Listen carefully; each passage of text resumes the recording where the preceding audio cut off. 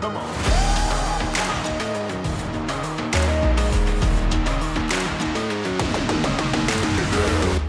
Everybody wants to get into real estate because it helps fight against inflation. It's a hard asset. It naturally, appreciates in value. I feel like every successful person financially eventually comes to real estate for the tax benefits. It's the last place to park your money when you want to start controlling, getting close to retirement, and you go to wealth preservation mode versus wealth accumulation, where you are like at younger stages of your life.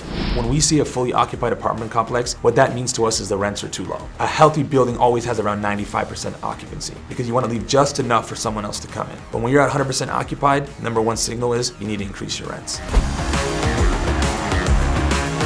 I think most people go through life with a fixed mindset or scarcity mindset, and that, hey, I am where I am, I can't change it, I can't control it, it is what it is. We live in the most amazing time where anything you want to learn about is at the tip of your fingertips. There's a plethora of information on any topic you want to know about, and so for me it was, okay, I'm going to be a sponge, and I just want to learn as much as I possibly can.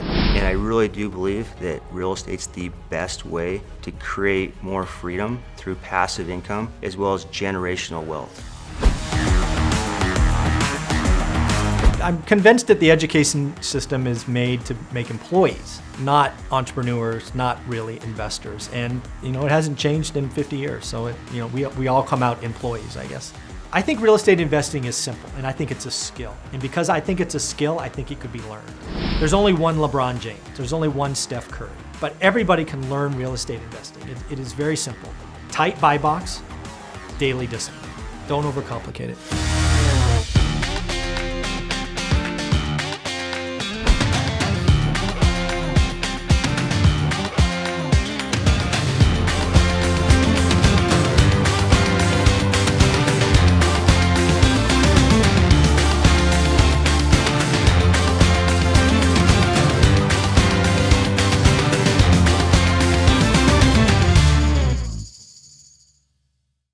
Well, here we are, episode 8 of our 9-part docuseries, Hacking Real Estate.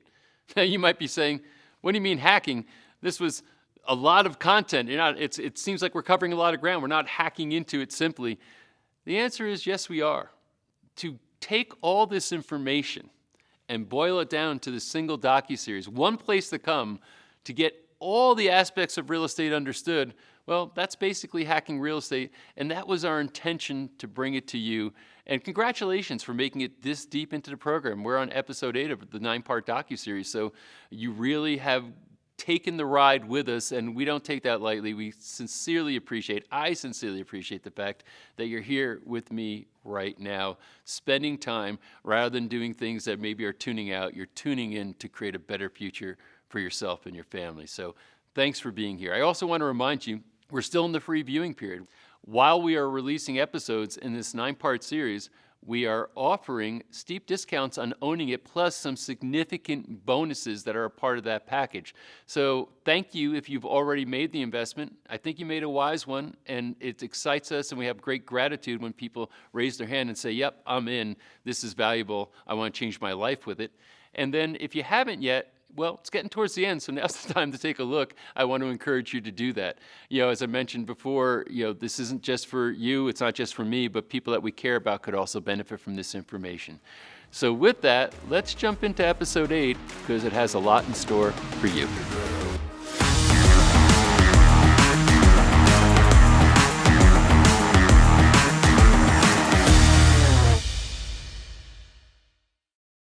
James, next up, you interviewed somebody I think you ended up doing a little business with, Modaser Nazir. Yeah. So talk about him and what you end up doing.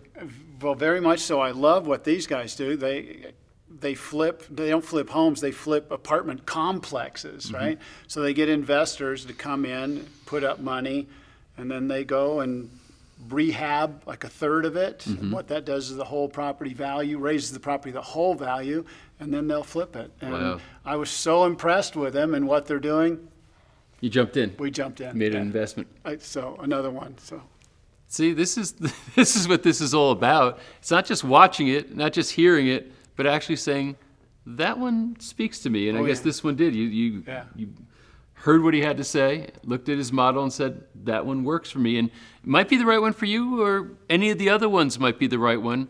But that's the whole point. Let's cover the landscape, right? See what's possible, and then see what speaks to you, what aligns with your own values or instincts. So I appreciate the fact that you were willing to share that. Sure.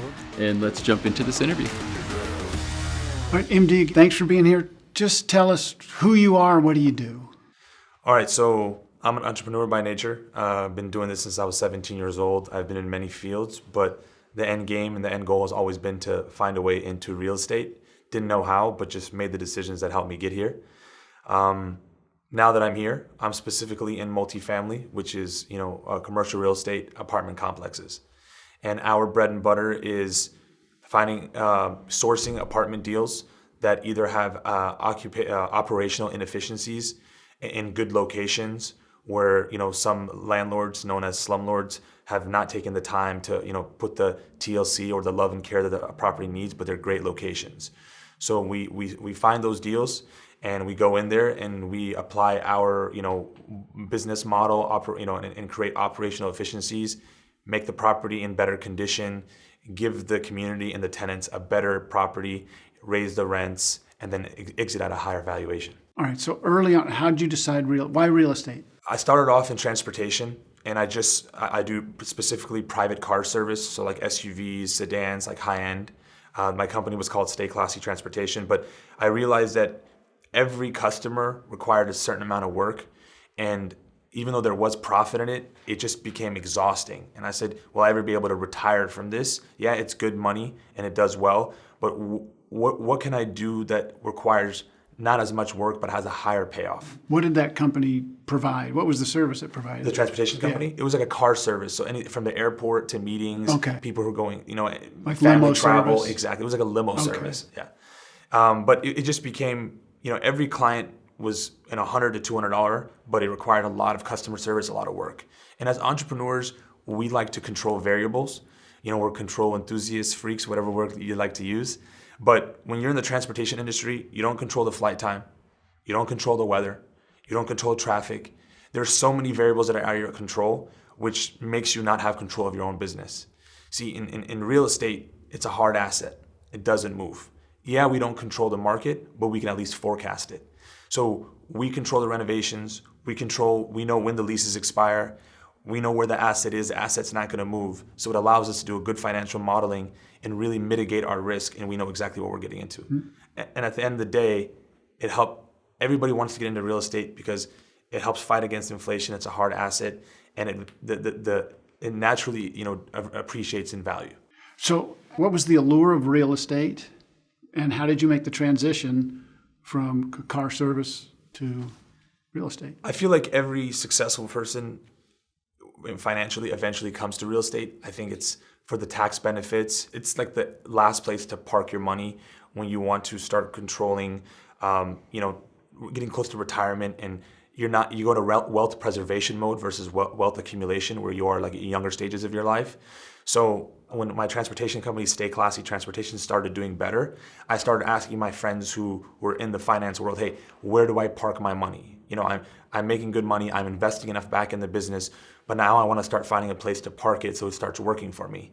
And everybody pointed me into real estate. Now specifically, what type of real estate? Because at the end of the day, I didn't want to take too much effort about what I was great at, which was my transportation company. I can't go around looking for homes or small apartment complexes. It's going to dilute my time and energy. So at the time, my business partner, at the time, he was working for a different company. And he said, hey, I'm the lead underwriter here. I know what deals come in.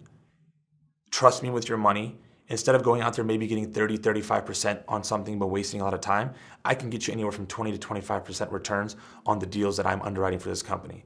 So that's how I got into it. I got in first as an investor. So he was a friend? He was a friend, yeah. Okay, and he was already in the real estate? He was already in the commercial real estate market. He was already doing what we do now, but he was working for another company. So that's why you went this route? That's exactly how I got into it, yes. How hard was the transition? As an investor, it's very easy because you're just taking money and giving it into them. But my business side came in. When I saw what they were doing and I saw their operations, I would ask my friend, I said, hey, are you sure we can't do this ourselves? You know, you have the wherewithal and the knowledge. I have a little bit of cash from my business and I have cash flow coming from that. Why don't we go out there, you know, best friends and back to back and figure this out on our own? And at the time he said, hey, these people already have all the puzzles, you know, in play, you know, pieces in play. Let's just move forward with what they have. But what happened is he worked hard for them and he got them from 20 million assets under management all the way up to 480 million assets under management. And they never gave him a partner. They never made him a partner. Mistake. And that was a big mistake. And you know, everybody does their business their own way. I have nothing bad to say about that company. That's just the way they ran their business. But that was an opportunity for me now to talk to my friend, hey, they don't value the way I value you. Let's go do it ourselves. So then finally we made the move. We bought our first 32 unit complex. We partnered up with some people.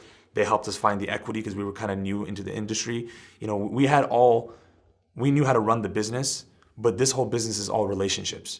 And so unless you grow up with family money or you know people who have money, the beginning could be a little bit hard. The entry to the gateway is a little difficult. But we made the right relationships. We made some partnerships. So we found the money that we needed. And then from there, we just made sure we shook the right hands. Okay, so I want to get deeper into that. So your first property was 32 units? Yes. Where? It's in Phoenix, Arizona. You still own it? Yes. So is it high-rise Yeah, apartment so it's a complex? garden style. You know, it has 3 buildings. Each building probably has about 10, 11 units, pool in the middle. Yeah. Your classic 1960s apartment garden style. How'd you find it? So in this business, it's all, like I said, it's all relationships. You know, brokers, when you're doing an apartment game, it's mostly brokers. The Phoenix brokers, they do a great job. There's a couple of big companies, 4 or 5, that run the show. And if you're interested and they know that you're a serious buyer and that you have the funds to close, they'll share that information with you. So they came to you with this? Well, we came to them, Yeah. and because they knew my business partner, Ian, he's the one that's like the financial genius, the modeling, and he's a great human being. And so people love to work with him. And when I chose him as a partner before even just as a business, I chose him for his character, because you can build off everything else. You know, but when you know someone's honest and trustworthy, then you say, okay, everything else will fall into place. So why am I bringing that up? All these brokers, they knew him from the company that he used to work for. So when he made the call saying, hey, I'm now doing my own thing, they're like, what can we do for you? You've already brought value to us by being easy to work with. Now that you're venturing off, what kind of value can we bring to you? And he said, I need deals. So they bring us deals. Mm-hmm. So how did you, the first one, 32, how did you finance it? So because we had the history, the purchase price was around like 1.5, 1.2 million. The rehab cost was about another million, 1.2 with closing costs. So I think the total purchase price is around 2.5 million. Because I had good, you know, credit history and, you know, and Ian had a reputation, and then our third partner also had, you know, good business, we were able to get the loan from a bridge debt. So bridge debt is, you know, higher interest rates, is around like 6 or 7%, but you only do that for a short period of time because you're just trying to get enough money to pay for the renovations and things like that. Was the property abandoned? No, there was 32. It was fully occupied.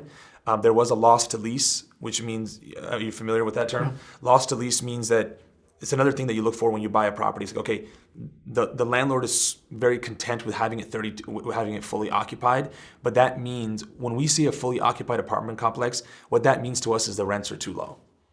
A healthy building always has around 95% occupancy, because you want to leave just enough for someone else to come in. Mm-hmm. But when you're at 100% occupied, number one signal is you need to increase your rents. Yeah. How do you decide on the rents? So this is a term in the market. We don't set the rents, the market does. Sure. So I can't go into Phoenix and all of a sudden bump them to California rents, right? People know what they're paying. So we do we call them our rent comps. We do our market research.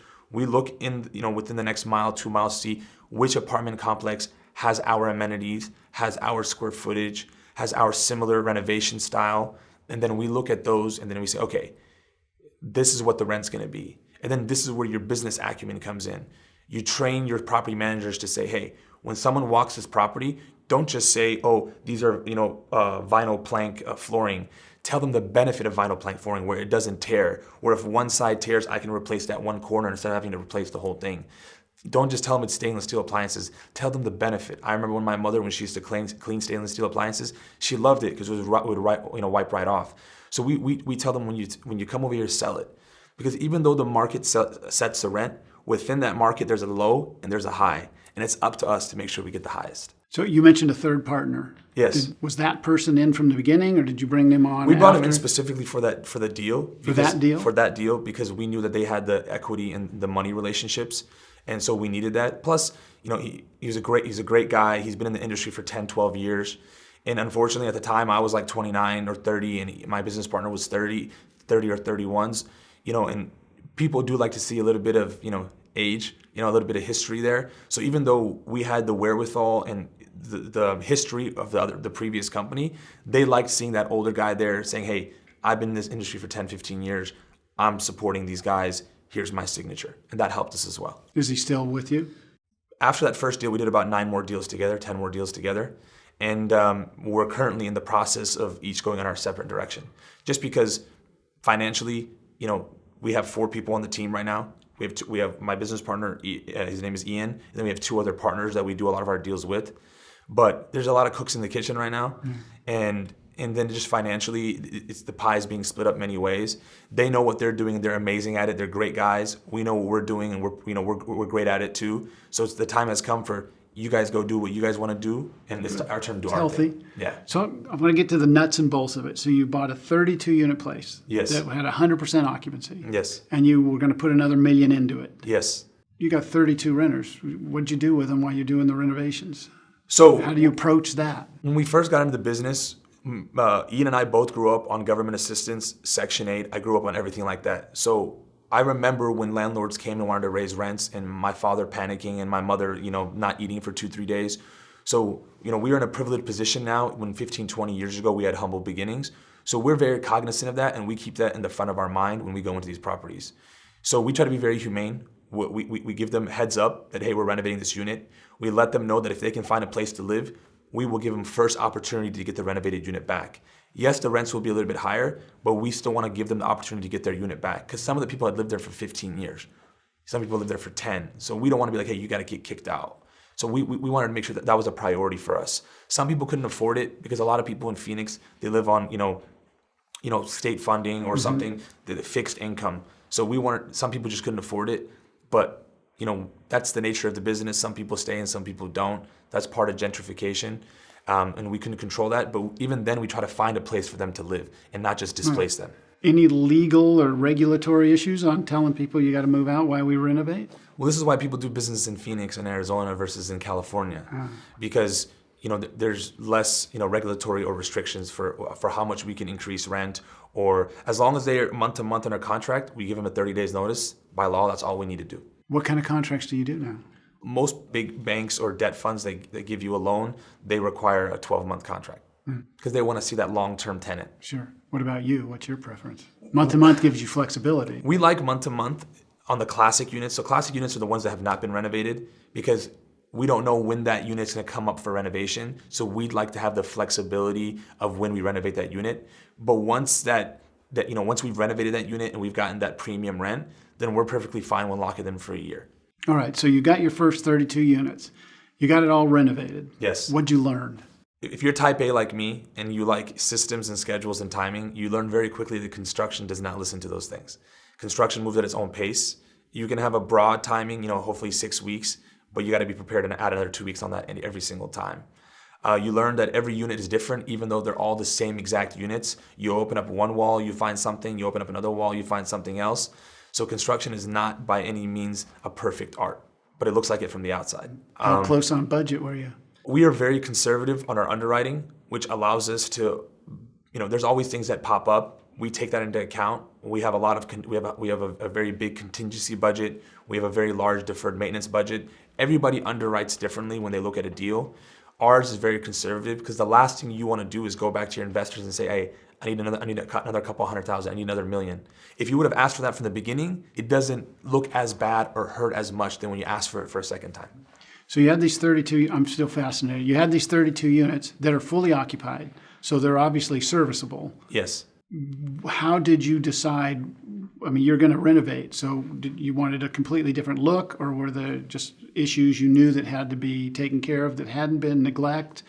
How'd you figure out what you were going to do and what that was going to cost? So we go into it with our look. That's another thing. Besides the underwriting, everybody has the look that they want. It's the artistic side of us. Like, what do we think people are looking for? You obviously look at all the modern looks in magazines, you get your ideas. The big thing right now is stainless steel appliances. You want to go in there. Back in the day, people were used to not having washer dryers in-house. I've never lived in a time where the washer and dryer was not in my apartment. So a lot of these units that we go into that are in the 60s, 70s, and 80s, they didn't have them. So that's probably one of the biggest premiums that we add to taking over is we go get the permitting and we install a washer and dryer in the house. And so in this business, the way you get the higher valuation when you go to sell the property is by how much you increase rents. It's almost like a 20 multiple, they say. So for every dollar you increase rents, there's an approximately 20 multiple on the valuation. So the biggest rent bump that you can get is a washer and dryer. You can get anywhere from $50 to $100 more on top of the rent. Because let me ask you, if you had to go down the street and carry your would you pay another $100? Yeah. I would. So that's one of the first things we look at. Does this building have washer and dryers? And if we decide to install them, does it have the breaker and the power capabilities for us to install them? So you've got it all done. You mentioned the valuation goes up. Do you sell? So for us, again, it goes back to the different modes. We are in wealth accumulation mode. And so we are flipping these. They're probably about 1 to 3 years holds, depending on how many units they are. We flip them, and then we get the higher valuation. The goal is to get to higher class assets like Class A, better locations, better assets that need less maintenance, and they cash flow better. And I think when you get to that asset, that's when you hold for long term. But for now, we're buying, renovating, and exiting. All right. So you buy your first one, renovate it. When did you buy your second one? And what is it? What was it? So our second one took us almost 9-10 months. It was 2 that we bought together. They're 2 different properties. One of them we renamed. It's called the Elton. It's beautiful. We have this mural on the side. It's gorgeous. It was 70 units. It was all studios, which we learned so much about. We learned the biggest play in the Phoenix market is the affordability factor. People just want a home. People like to be out in restaurants and coffee shops. It's not like back in the day where you did everything in your house. They just need a place to sleep and to call their own. And we learned when we bought the 70-unit complex, because they're studios, but they're like efficiency studios. So they're only like 300 square feet, 250 square feet. It's a bed. But what we did is most studios barely have a hot plate. We found a way to make it an open floor concept, and we put a full kitchen in there. They have a full-on sink, full stove, microwave, their own bathroom. And we realized that we've been pre-leased, and we bought that about 1.5 years ago. We've been pre-leased 60 days, 45 days before the unit is even done with renovations. Well done. How did you get the financing for that? Same thing. We had the relationship with the loan companies, the debt companies, and they had already seen our track record. We did a good job of showing them what the rent comps were in the area, and we felt confident in our business plan. And once you get the history and the track record, they basically just throw money at you. What kind of rate did you get on the second time? It was right before COVID. I believe it was like it was a debt fund. I think it was about 4.25. It was about 4.25%. 70 units. How big of a outlay was that? Total price? Yeah, for purchase and then renovation. That's a lot of renovating. Yes.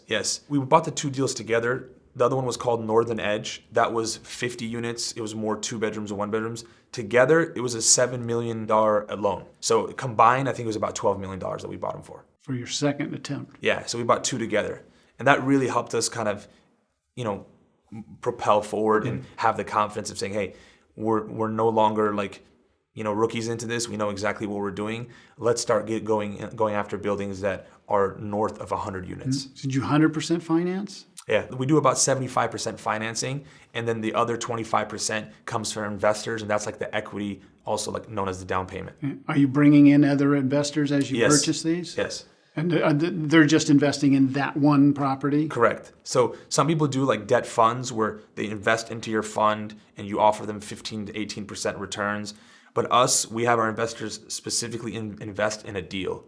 And that way they know the hard asset. If they want to fly into town, we'll show them, this is exactly where your money is. We walk them through the renovation plan.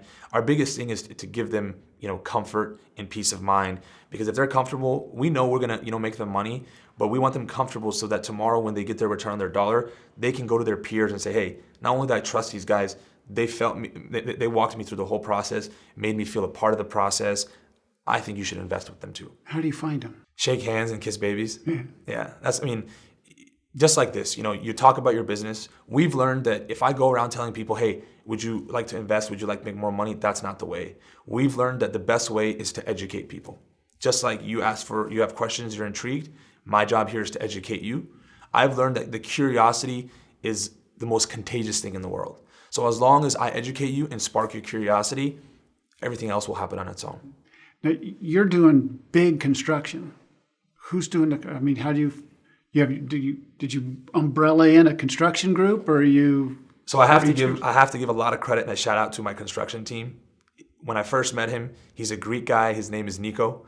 And when I first met him, I knew that this guy was going to be like a brother or an uncle from the beginning. He's this great guy. Who moved here from Detroit. He came from Greek 15 years ago, and right now he's one of the biggest players in construction in the Phoenix market.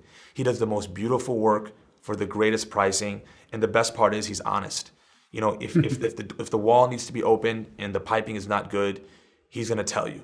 And that he's not trying to upcharge you or make more money on you. He just wants you to have a good renovation. He doesn't just do lipstick. He'll tell you all the dirty work, and he's basically our eyes and ears. Without him, we would not have scaled. So do you bring him in when you're looking at a property? Exactly, great question. The second we feel like we like this property, he comes on the tour with us. He does the knocks on doors. He knows which walls you can knock down, if you can make an open floor concept, if you can move the kitchen from one side to the other side. All that happens even before we have the deal. So he helps you with the price projection? Absolutely. And what we do is we incentivize him, and we ask him every deal we do, we would like for you to invest in. Because we know that if he has skin in the game, every nail he hits, he's going to make sure that nail goes all the way in. You must keep him busy. Does he work for you full time now? Absolutely. Yeah. I have this joke that I say I'm the jealous type. I don't like to share my contractors, but that means I have to keep him busy. So when I first got him, he was working for 2 or 3 other companies. He just told me last week he has no more companies that he works for. He only works for us. Nice. And he does about 30 units a month. He renovates about 30 units a month for us right now. He has the capability for about 50. How many complexes do you have? And then We're closing in on 15. 15, and 15. then how many units? We're closing on 1,500 units. You're going to flip all of them? Some of the assets are getting better and better. We just closed a 198 unit asset in Las Vegas. It was our first asset in Las Vegas. We love it because it's a class A product. It has a great resort style Vegas pool. It's like a townhome style where it's 2 stories, and it has a spiral staircase that takes you up to the loft. So we're very proud of this asset. It's our largest asset. It's a $41 million asset. So we feel like that's going to kind of put us on the map and let people know that we're not doing this as a hobby. We're institutional, and we have arrived. How many years you been doing this? Almost 3 years. 3 years you went from your first unit to 40 plus million? Yes. Congratulations. Thank you very much. How much has financing changed? So with COVID, because what happens, there's uncertainty in the market. So a lot of people pulled out, and the people that stayed in had, egregious rates just in case there was some sort of fallout. They would make so much money, it didn't matter. But there was probably a 3-month pause or hiccup. And then after that, business got even better than it was pre-COVID. Because when people think that there's going to be a recession, what do they want to hold on to? Hard assets. So, real estate became even more of a hot commodity. But it took about 6 to 9 months, but interest rates have now gotten just as competitive as they were pre-COVID. So financing is a big thing of what we do here. If the financing gets too high, yes, the scalability of the business slows down. But right now, we're trying to take advantage of the hot market, and we're trying to make sure that we're not wasting any deals. If we like a deal and it pencils, that means it works out financially, we're going to go after it with everything we got. So I know you've got all different size projects. How many investors typically will you have? The goal is always to bring one in. Yeah. We have a lot of people who say, find your one whale. You find your one whale, and a lot of investors, the conversations have already been had. But we have a deal that we're working on right now, and we probably going to have about 5 to 10 investors coming in on it. But why we like that is because we know that once we make the return for those 5, 10 investors, they're going to be ready to invest on the next deal, and they're going to tell 2 or 3 people close to them. All of our investments are great, but sometimes you get this, amazing investment. That's when you call your uncle, your parents, and say, hey, listen, this is the one that you've been waiting for. You need to come in on it because you're going to do great on it. So when you get something like that, you want more investors because you want to get that ROI for all of them and then have them, hooked, as an investor for a long time. I mean, you got two markets, Phoenix and Vegas, that have just been kind of wacky for quite a while. Yes. Right? Exploded and then the bottom fell out. Vegas more so than Phoenix because there's so much tourism. But Phoenix has been one of the fastest growing markets. Dallas and Phoenix have been going hand in hand for the last 5-6 years. 1 year is Phoenix, 1 year is Dallas. They both have the highest job growth market, highest population. I believe there's 147 people a day moving into Phoenix in the last couple of years, and we feel it. And right now, Phoenix is probably about 9 years behind in supply for those people. And a lot of the people that come in, they don't go into homes immediately. They usually go into apartments. They figure out the lay of the land, what city do they like, what sub-market do they like, and then they go buy a home. So that's what we provide. We provide newly renovated assets. A lot of the people that live in our assets, they've never lived in a place with brand new appliances, brand new quartz countertops, flooring, brand new paint for $1,100, $1,200. They're moving from California where that couldn't even buy them something in the ghetto. Right. And now they're coming in, their kids have their own rooms. So some people say, hey, you guys are raising rents. I say that that's the natural part of economics, but we're also gentrifying communities that people used to not want to live in. We're also, adding, value to the community because we're putting gates up and we're making dog parks and we're doing all these things where new people are coming in, bringing in new money and fixing an entire community. Again, you run into regulatory issues? Sometimes, but that's part of our general contractor's job. He lets us know, hey, this can't happen. The city of Tempe does not allow this. This city does not allow this. We do run into it, but Phoenix is very business friendly. They're not like California or even Los Angeles or San Diego where they look forward to shutting you down. And over here they communicate with you. They have a dialogue with you. Nice. Yeah. So you've gotten to know all the players. Yeah. We're still getting to know a lot of them. They like be treating with respect. If you ask before you do something rather than do something and then they have to come after you, then they'll remember that moving forward. Just like we treat our business partnership, me and Ian, we treat everyone else. Communicate.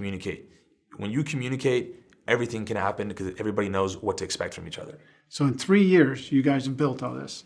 And so how many of you are there under your umbrella company? So it's myself and Ian. And then under us, we have, some people have an in-house property management company. We like to focus on what we do best, which is find apartment deals and then renovate them. So we don't want to keep that in-house. We use a third-party management company. They do all of our accounting and bookkeeping. They hire the property managers. They hire the maintenance people. So they're not directly under us. We hire them, and they hire everyone else. So once you get the property and get it renovated, you're not involved in the day-to-day at all? Not in the day-to-day, but we still keep tabs on it because property management companies will do what they need to do. But if you are as like us and you want to make sure that you're getting the highest possible rent, then you also have to come in there and give them some of your business acumen and some training, and that's where we kind of step in. How'd you find them? The property management company, they used to be known as Shelton Residential, but now they were bought by a company called Asset Living. They're a big player in the Phoenix market. They've been there. Tom Shelton was a great owner. He recently sold it, but he's still involved in the business.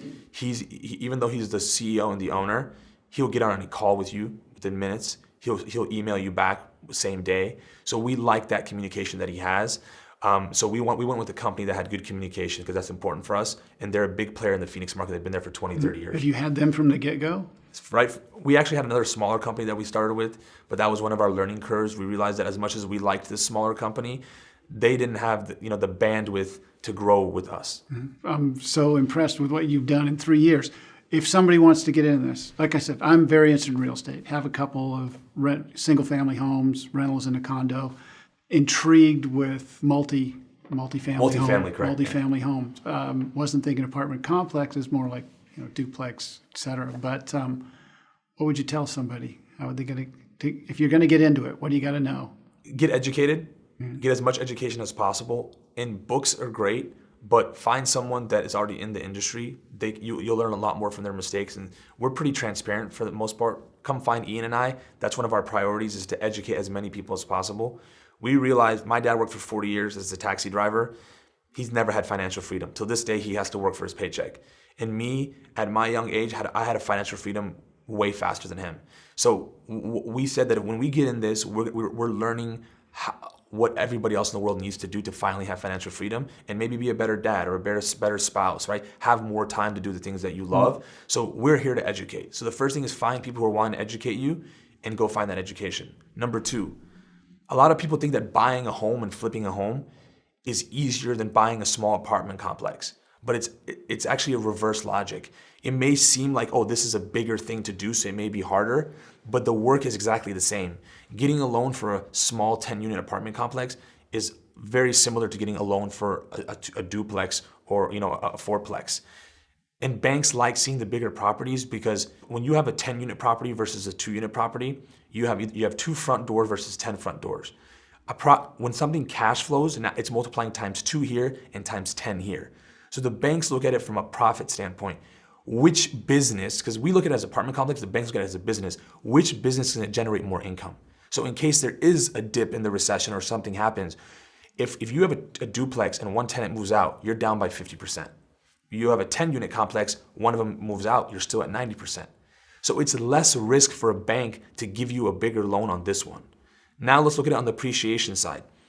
Business is booming in Phoenix across the world. Everybody thinks they're a genius because they bought real estate in the last 5 years, right? The market is even making us look good. But the reality is, it's just there's appreciation there. So if you have a home or a duplex, you're appreciating times 1 front door. But if you have a multifamily, let's just say that 10-unit complex that we talked about, now you're multiplying times 10 doors. So that's where the wealth accumulation really happens. And that's where the multiplication factor comes in. That puts it in a nutshell. So how easy was it to get in? It's a little intimidating, but it's not as difficult as most people think. You have to have some money saved up. You have to have some relationship with some banks, but you'd be surprised after you really start doing some research how easy it is. It's not more difficult than buying your first home. What mistakes did you make? Waiting this long.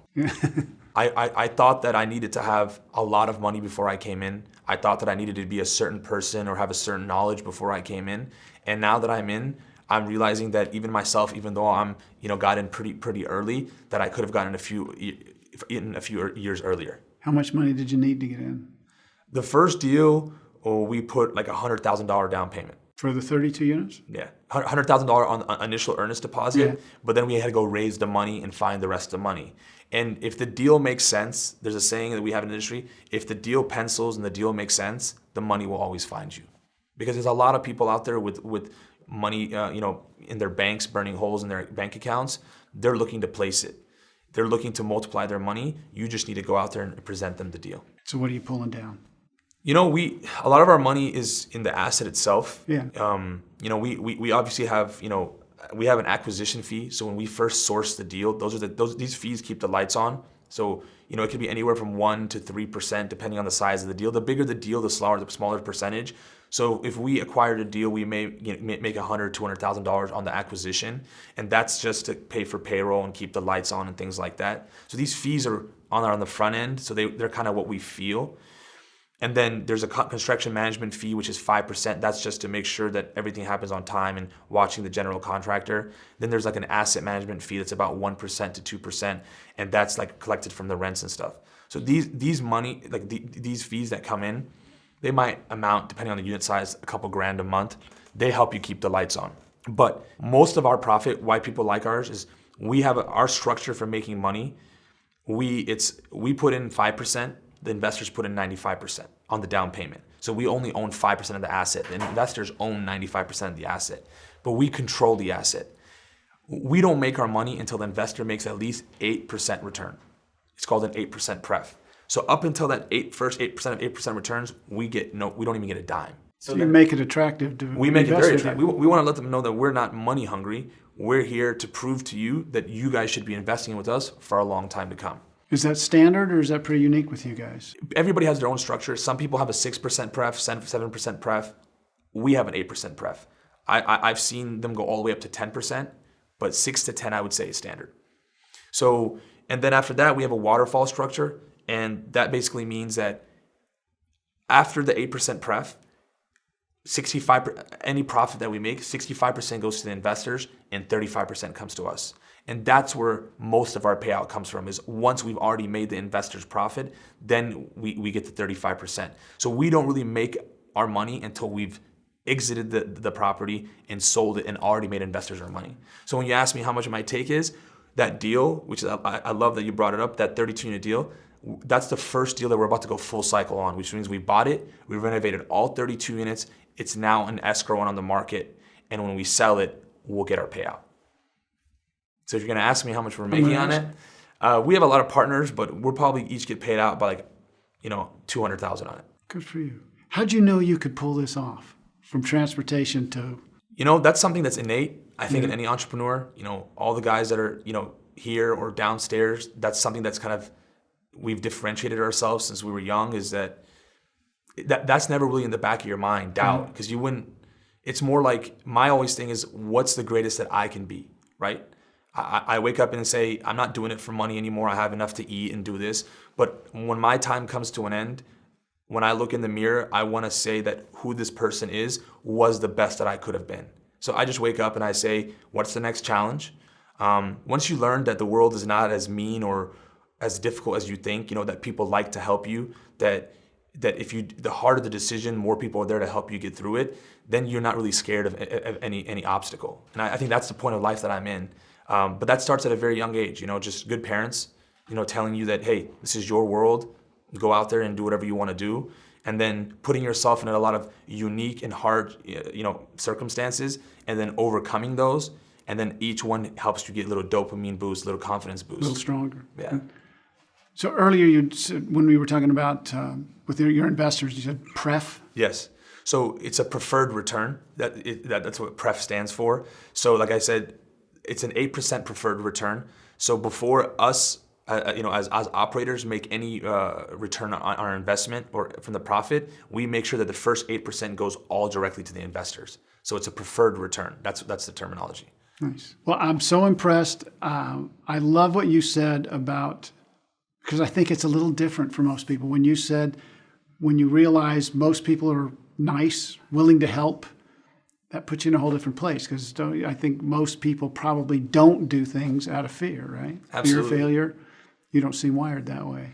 No, I learned that. I think that when people see someone out there going for it, there's two different types of people. If someone's being progressive in their own life and they're content with themselves, then those people are ready to help other people who are climbing the ladder. And if there's people out there that don't have much going for them, then they may pull you down the ladder. So that's when it comes down to your circle, right? Surround yourself with people that will be happy for you, that are also doing great things in their life. Because when they see someone else climbing the ladder, they're going to be there to help you.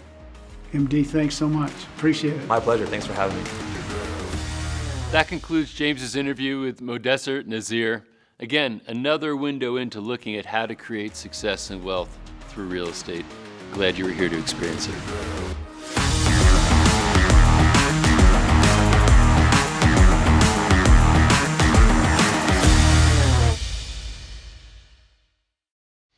Next up, Jeff Hayes interviews Dave Allred. And this is a great story because you have the guy who's working the 9-to-5 job, wants to get out of the grind, get off of the treadmill, and finds his way toward financial independence and financial freedom, and time freedom for that matter, through real estate. Which is why we're here, right? So enjoy this interview. Dave, thank you for being here today.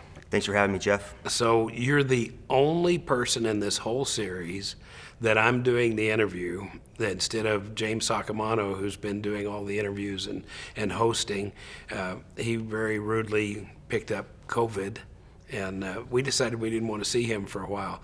But of all the people that I get to interview for this series, I couldn't have picked a better person to make my cameo with than you. I'm honored. Appreciate the opportunity. Yeah, so we'll fumble our way through it. Anyway, why don't you give us a quick overview or a long overview on who you are, how you got started, and what brought you to doing what you're doing today? Sure. So Dave Allred, from here in Utah, small town called Manti. It's about population maybe 2,000 people. Grew up in a low-income, blue-collar home, and went to college, Snow College.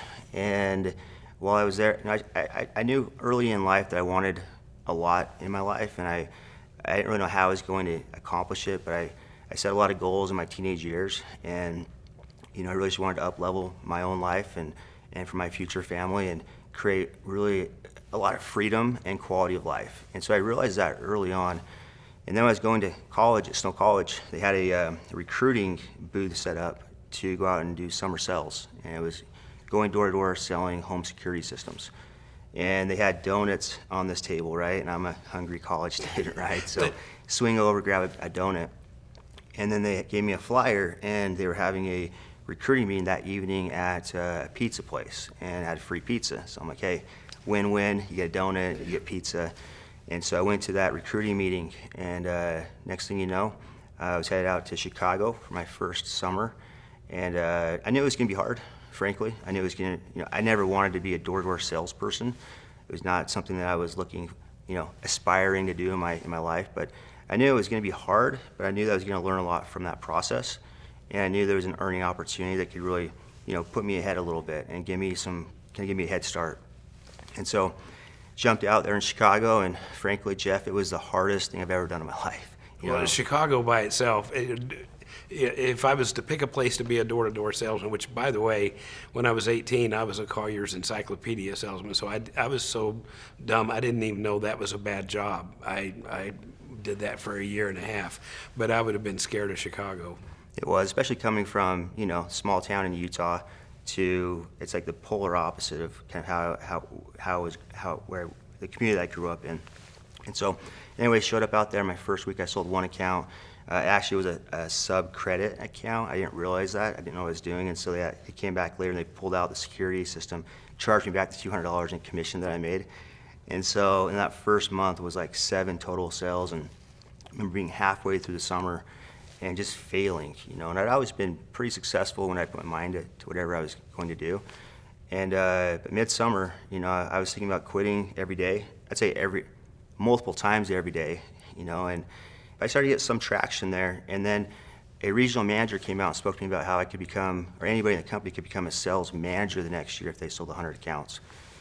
And something flipped for me where I was like, this could become an actual career, an opportunity to help serve other people and create value and and have a better earning opportunity. And so I doubled down the last 2 months of that summer, and it went a lot better. I ended up with 121, accounts that summer, made $31,000, which for me, at that point in my life was a game changer, right? That was and it was a summer. It wasn't a year of work. 4-month summer, right? Yeah. And that was, more than my parents had ever made, and I was really, really grateful and excited about that. So, that led me to come back the next year as a sales manager, and the next year as a regional manager, and then became a vice president of sales for the company for 8 years. And I managed 121 sales teams across the country, thousands of sales reps in 42 states. Loved everything about it.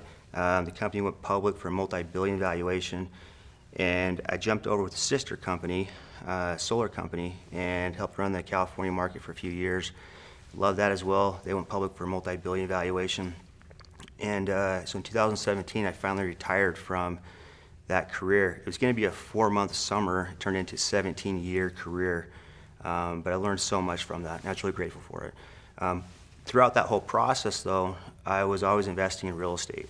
And, I learned a long time ago, actually after my first year as a sales manager, I made $156,000, and I had no idea what to do with that money. My parents never talked about money or investing. We had no formal education in our school system, which, by the way, that's not going a rabbit hole there, but, our education. Yeah, there's no formal education on how to be a good steward of our finances. Personal finances really isn't even taught in the public education system, which is pretty crazy. And so, my parents didn't talk about it, and so I asked my CPA, I said, hey, what are your wealthy clients doing with their capital? And he said they're either buying real estate or businesses or both. And at that point, I was like, that makes a lot of sense. I want to learn this real estate game. And so I just committed to it. Okay, I'm going to figure this out. Actually, went and bought that book called How to Invest in Real Estate for Dummies, like the black and yellow books, right? Yeah. Read that whole book, and and that's where the journey started. And it's been an amazingly fun and rewarding journey. So let's go through from your start to what you built in real estate. So you got this book, you got the manual for real estate, the Real Estate Guide for Dummies. So now what happens? So I bought a few units from a townhome and condo from the auction, actually, and we were able to get those for about $100,000. I'm going to use just simple math to kind of round the numbers out. So I was able to buy 4 townhome condos for about $100,000 each. And so that's what really got me started in that journey. And that was really simple, right? Just super simple, townhome, small condo. A few years later, I bought a 4-plex here in Salt Lake. And that was right before the whole housing collapse, around 2006, I want to say.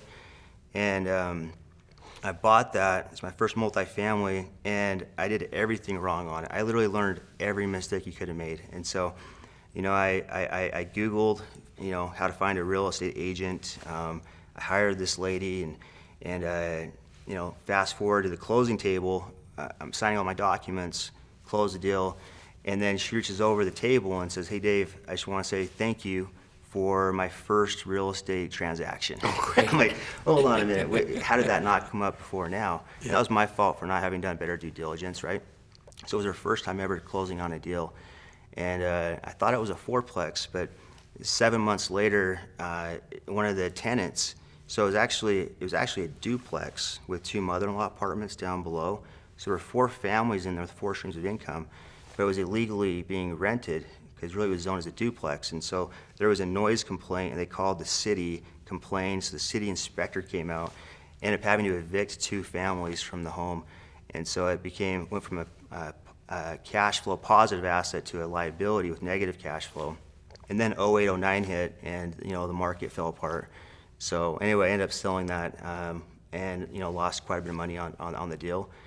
But in hindsight, I was really grateful because I literally learned so much about what not to do in real estate.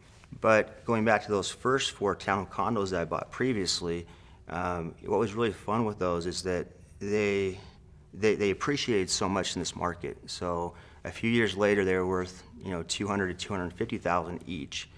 And so what I did, I call it the velocity of money. And so I'd sell those townhomes and condos that I bought for $100,000 for $250,000 and 1031 exchange, and that means basically, what that means, right? So it's just taking that capital and rolling it forward into like-kind property. Yeah, how long do you have to do that when you sell something at a profit like that? So you have 45, so when you sell an asset, you have 45 days to basically say, hey, I'm gonna go into one of these 3 different addresses. So you have to choose those out within 45 days of closing.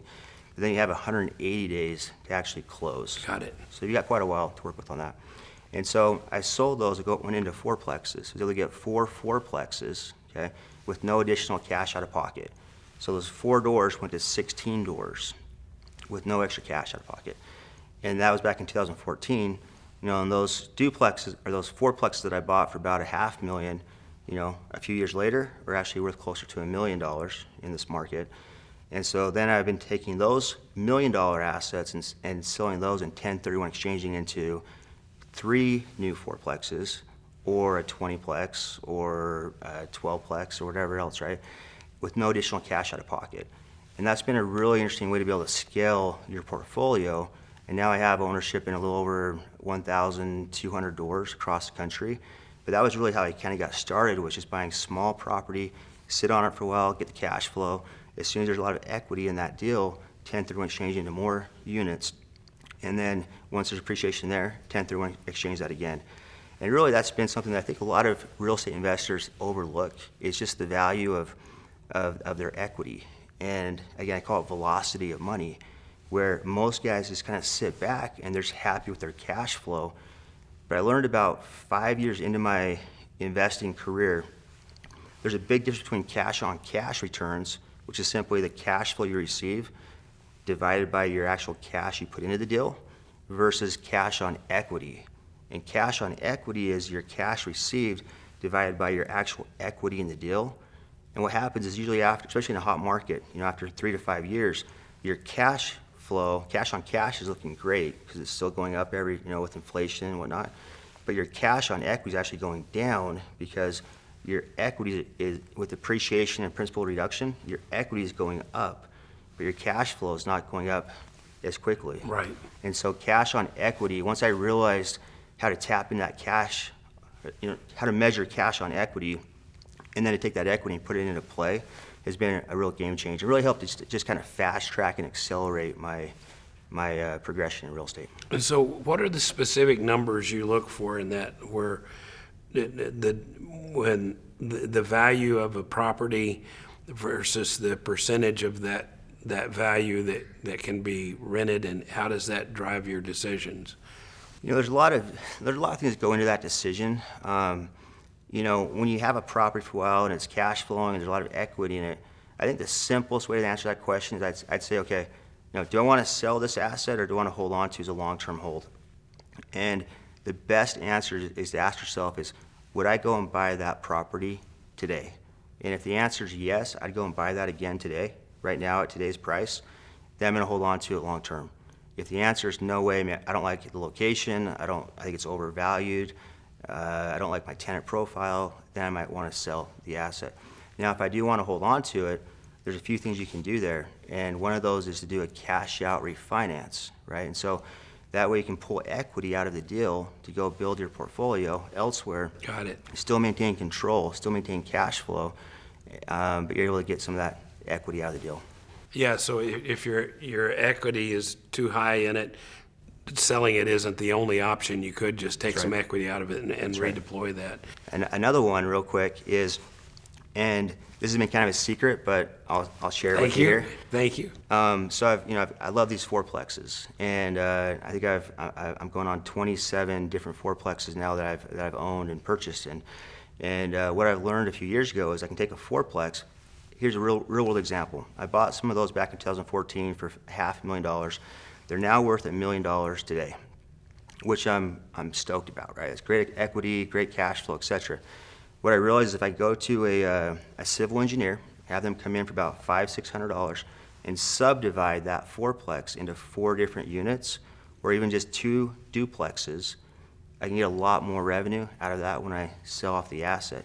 And so just recently I subdivided a fourplex that I bought for $500,000, current market value $1 million, subdivided it and sold them as duplexes for $650,000 each. So that's a $1.3 million combined value versus $1 million if I sold it as a fourplex. So why is that? I'd say it's because there's just a lot of demand of people wanting to live in a home and then also be a landlord, right? And that $650,000 price point is more digestible. There's a larger demand for that than $1 million price point. And so that one little tweak of being creative and subdividing that, which cost me exact same property, another $300,000, $350,000, and you can actually do math. Maybe that's why I've run into obstacles. Yeah. Is calling $350,000 300. So what's curious to me, you talked about selling these in 2014, but earlier saying in 2009, and you've had this fairly catastrophic where you bought a fourplex that turned out to be a duplex. What is it that made you not quit there, especially since you've got this successful career going the other way? It's not like you had to do this, but a lot of people would have reached that point and said, okay, real estate sucks, I'm out. What made you keep going?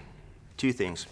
One is there's so many tax advantages to real estate, and I don't think anybody loves paying the tax man too much, more than their fair share, and so you can really create a tax deductible lifestyle through being a real estate professional, right? As an example, in Park City, we're closing on a second home there because I love Park City and I love St. George, and so we're also building a luxury second home in St. George right now. Okay, so my family lives here in Provo, Salt Lake area. Love Park City, love St. George, and so instead of just going and buying a second home, though, they're Airbnb luxury vacation rentals. And so I can take my family to Park City, St. George, my business partners, my friends, and be able to create these amazing, incredible experiences and relationships and memories with my friends, people I care about. And it's also cash flow positive whenever I'm not using those assets. And so that's just one example of being able to really take real estate, which is there's nothing sexy about real estate by itself. Really, Jeff, it's about the experiences and the relationships you can kind of build around real estate. That's really been fun for me, right? Just, say you have 1,200 doors, or you have, these many fourplexes. that's fun and that's fine. It's cool, I guess. But what's really cool is the end benefit from all that. And to me, at the end of the day, what really matters is experiences, relationships, and memories. Like that's what we keep with us when we're old and we're looking back at our lives. And so that was the first point. But the second answer to your question is, I realized that, as I was out knocking doors, doing what's arguably the hardest thing to make money, right? And I'm like, hey, if I'm going to keep doing this, I want to know why I'm working so hard. And so I got really clear on my my life purpose, and I call it lifestyle design. It's actually a big process that I've kind of put together, and I've been sharing it with a lot of friends and people I care about more recently. But it's reverse engineering your whole life. And so it's saying, okay, at the end of the day, when I'm on my deathbed, looking back at my life, like what really matters to me, to Dave Allred, what's most important? How do I define a significant life, a meaningful life where there's contribution, there's passion, there's something that I'm gonna be really proud of, for me, my legacy, and my posterity. And when I reverse engineer all of that, it comes down to freedom. And I realized I want a lot of freedom. I just want a ton of freedom in my life, to be able to do life how I want to do it, with people I want to be doing it with, when I want to be doing it. And so that drive to have more freedom in my life was really ingrained, at my core. And I really do believe that real estate's the best way to create more freedom through passive income as well as generational wealth. And so just that conviction, and that long-term perspective is probably what kept me on track with continuing in the real estate game. It's amazing as we've gone through this process, we've met a lot of very successful real estate investors. I've known Robert Kiyosaki for years. And the first time we interviewed him, we were in Phoenix, and he drives up in a convertible Rolls Royce and is, raises the top up, and he's telling us, that the only way he gets to buy another Rolls Royce or a toy like that his deal with his wife is he has to come up with a property that will pay for that new toy. And since then, we've met a lot of your friends, a lot of the people in the real estate, and I would have to say, one, most of them make a lot of money and pay no tax, and two, their highest value is freedom to create the lifestyle that they want to create. I love that. That's 100% it. And part of that was I'm out 17 years in this door-to-door sales job, which again I'm so grateful for because I learned so much about just soft skills and life skills and communication and mental fortitude and how to take no repeatedly and the failure and the psychology and the interpersonal communication skills and all of that. But I knew I wanted something better than that in my life and that freedom. I love what you just mentioned about how Robert Kiyosaki said if you want to buy something new, a toy or a depreciating asset, the better approach is how can I create a cash flow producing asset that will pay for that depreciating asset. On that note, I'll share a quick example. I have 4 children, ages 7 through 15, and so I'm trying to teach them at a young age, how to be responsible with their money and how to invest and how to, if you asked any of my kids today, if they walked in the room and I said, hey, what's the best type of income? Every one of them, even my 7-year-old would say passive income. Like they've got this down, right? And my daughter, she's 15, coming up on 16 really quick, and she really wants a Tesla Model 3, right? And I'm like, you know what? My first car was a 1952 CJ5 Jeep. Glad to have it. Yeah, and I was stoked about having it, right? And so I've been kind of going back and forth, like, is that responsible or not? And so anyway, we worked it all out where, she's actually in it's kind of complicated, but long story short is we're allowing her to get that car, but she's got to pay for it with her own passive income. And so we work out a monthly payment on a lease. I'll be the bank on this, and her lease payment is whatever that is. And so then we say, okay, here's your number. Let's say it's $300 a month. Okay, so how are we going to create enough passive income to pay for your new car that you really want? Because I want my kids to have nice things, right? But I also want them to be responsible and to realize nothing is given, right? They've got to earn this, and it's really teaching the financial principles and the mindset to our kids, which frankly, it's a big responsibility, but it's a really fun thing for a dad to be able to start teaching their kids when they're young about how to be responsible and how to make money work for them in life. Because in my opinion, at the end of the day, it comes down to mindset. Really, the best investors, the Warren Buffetts, the top real estate guys, it's really the 6 inches of real estate between your ears. And anything you can do to improve that real estate will give you an exponential ROI, or return on your investment. And so I'm just trying to teach my kids early on. And so my kids are actually coming in on my different real estate projects. And my daughter's coming in on one of my duplexes, and that will create half the passive income that she needs. She's also got some cryptocurrency, and she has a few other streams of income already. And so it's really fun, so now she will, by the time she gets her car, she'll have that covered through passive income. And that's a great way to be able to teach your kids early on. Yeah, I love it. I discovered this late in life, and I actually went back to my adult children and talked to them about it. If I could redo my life, instead of starting entrepreneurial ventures when I was in my 20s, some of which succeeded wildly, and then I 1031 exchange, I'd roll that money into the new venture and lose. And, so I had an up and down in my 20s and 30s, and successes that were a blast and failures that were devastating.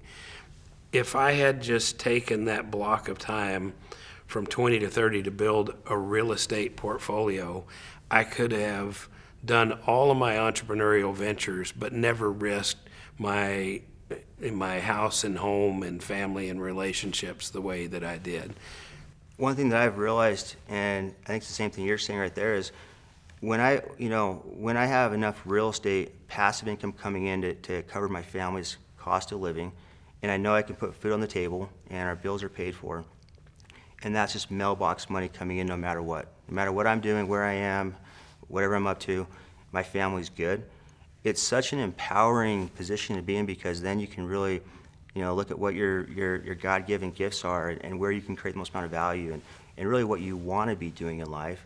And in business, even though I have that financial freedom now in my life, I'm actually working harder than I ever have. But it's working on things that I'm passionate about. It's the things that I want to be doing, right?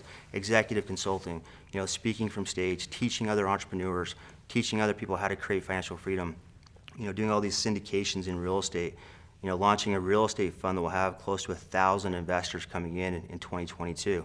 Like, those are all things that I actually love, and I get fulfillment from that.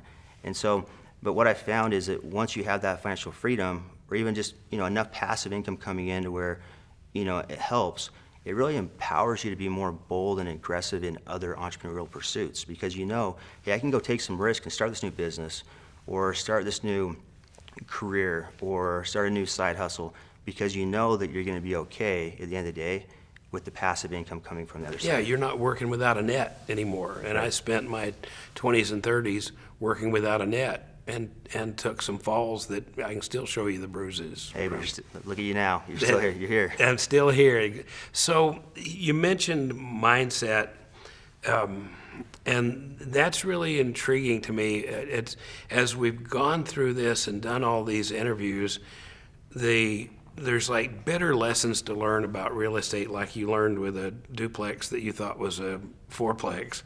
These are, and then there's the basics and there's the principles, but someone can learn that in a reasonable period of time. There's lots of people like you willing to share information.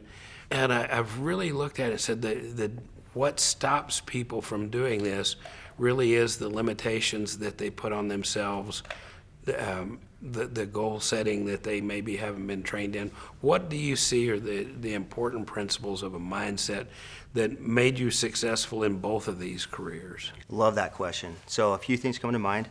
The first one is, it's really all comes down in the simplest ways to say, it comes down to having a growth mindset or a fixed mindset. You could also call it a scarcity mindset or an abundance mindset. So I think most people go through life with a fixed mindset or scarcity mindset, and that, hey, I am where I am. I can't change it. I can't control it. It's because of my parents or my race or my religion or, my nationality. It is what it is. And I think most people embrace that mindset because it actually allows you to defer accountability or responsibility. right? And what I found though is the more you can take on a growth mindset, meaning that my life is I'm the decision maker. I'm behind the steering wheel, and really wherever I get to in my life is just an accumulation of the decisions that I've made along the way, which is a heavy responsibility because a lot of people maybe aren't happy where they are in life, and so they don't want to take on that responsibility. It's easier to blame it or deflect it. But as soon as you take responsibility, then you can actually enact change, and you can actually take responsibility and say, okay, so this is where I'm at. It's my fault. How can I change this? What can I do to get to the best version of myself? And it's really not just an empowering mindset, but it's actually fun because then you can start to see those improvements, and you realize that you're the captain of your ship. And so the first thing I would say is, with mindset is it's a growth mindset. We live in the most amazing time where anything you want to learn about is at the tip of your fingertips. You can Google anything, right? Audiobooks, podcasts, documentaries. Like there's a plethora of information on any topic you want to know about. And so, if somebody wants to learn and get better and improve their mindset, most of all, it's an attitude, it's an approach, And so when I said, hey, I want to go into real estate, for me it was, okay, I'm going to be a sponge, and I just want to learn as much as I possibly can. And I'll share a few best practices real quick on what's worked for me personally. Please. Number one would be proximity. So being around people that are doing big things in real estate has been so impactful for me. I can read a book and a podcast, be like, hey, there's some really good nuggets out of that. I'm gonna apply those. If I can look eye to eye with somebody else and be like, hey, this guy's playing 10 times bigger than me, but he's just a normal guy. I could do this. And seeing a real person that's killing the game has been really inspirational for me. And so I would just challenge, the listeners here to get as close as they can to the top 1% to 2% of the people in the space they want to be great at. Yeah, and by the way, I'm going to do a commercial right here for that because I agree so much.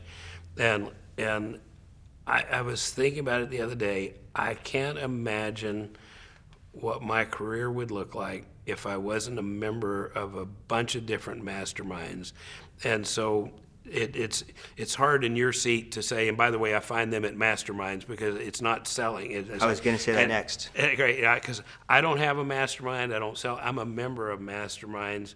And when you talk about, how does somebody go out that's a newbie and actually get to rub shoulders with people that have had the success that you had, these people are in masterminds. And like I said, I don't have one. I don't sell one. If I was advising anybody coming up, it would be to do what you just said to do would be a part of a mastermind. I agree wholeheartedly. I'm actually in 4 different masterminds right now.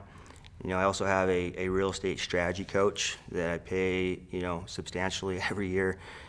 Different mentors. I was part of, different real estate syndication groups just to learn and get that proximity, from these people. So, I think proximity is huge. Masterminds are huge. Having a real estate coach or at least a mentor is really important on it. You talk about some of those pitfalls or mistakes that have been costly in real estate, and most people have those experiences. What I would say to that is, I think the best way to avoid those landmines is really to have a mentor, have somebody that's actually done it before, right? And I know my personality is I like to take a big bite and just figure out how to chew on it later. Right. That's just kind of my personality. I've always approached life and business that way. But what I love is, and one of my models in life is to always do bigger deals than yesterday. So I will never go and do a smaller deal or a smaller opportunity than what I've already done in the past, because with that mindset of always taking down bigger deals, not only are you going to learn more personal development, proximity to guys doing bigger things, the networking, and usually the profitability is going to be higher as well because it's a bigger deal. So, just kind of a little nugget for your listeners is always try to push that forward and always try to do bigger deals than you've done previously. Now, when I say that, a caveat or an asterisk next to that is you make sure you have somebody that can help you and coach you along the way, so you don't you can avoid someone who's been there traps. before. Yeah. Because the bigger the deals you do, it's also the bigger the risk, right? If you miss just one little misstep or one little, you hire that real estate agent that was their first time at a closing, right? So it's important you have somebody that knows what they're doing. I think the biggest risk, Jeff, in real estate, generally speaking, is simply not knowing what you don't know. It's just those blind spots, and we all have blind spots. Like, you know, we all operate with these blind spots, or we think we know everything. And so just having the humility to have a coach, a mentor, a mastermind, and that's really helps me to, kind of emboldens me to be more aggressive and more bold in my approach, because I know it's not just me, it's collaboration. And there's some other people, like a sounding board of other, you know, smart, sophisticated, experienced real estate professionals that have already vetted this through. So you mentioned that your daughter has some crypto investments, and it's interesting. I've noticed some people, some younger people, are actually abandoning. They were going to start in real estate, and they made easy money and some crypto stuff, and now these guys are just only. And that may continue to work for them, or that may, they may be on my entrepreneurial trail of soar and crash. But I am really interested in the effect on blockchain on real estate investing, and the underlying technology of crypto. And I know you've looked at this. What can you share with us about that? So that space is fascinating to me. And I've been in crypto space for about 6 or 7 years now.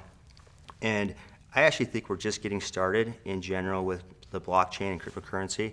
I think it's fun for my kids to own, have some exposure there, not just because it's got such a strong future, but also there's so much volatility that it's fun when they look at their portfolios. They can actually see it's gone down or it's gone up, and so it's fun for the kids to see that. Whereas if they were just buying Disney stock or Nike stock and whatever else in the stock market, there's going to be a few penny, a dollar or two change. Yeah, it's not that exciting to watch. Yeah, so the volatility is kind of fun for the kids.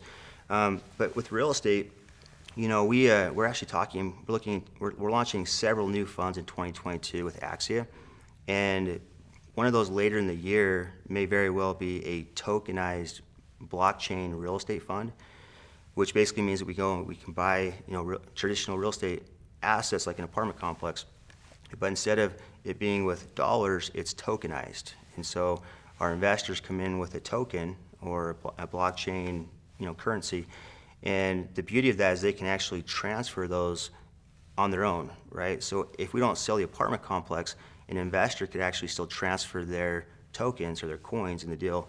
And you can even set that up on a smart contract where we as the general partners, we get a royalty or a transfer fee from that.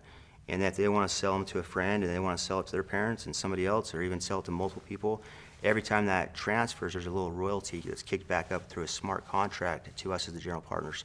And there's a lot of really, really, really exciting, interesting things on the blockchain in the future.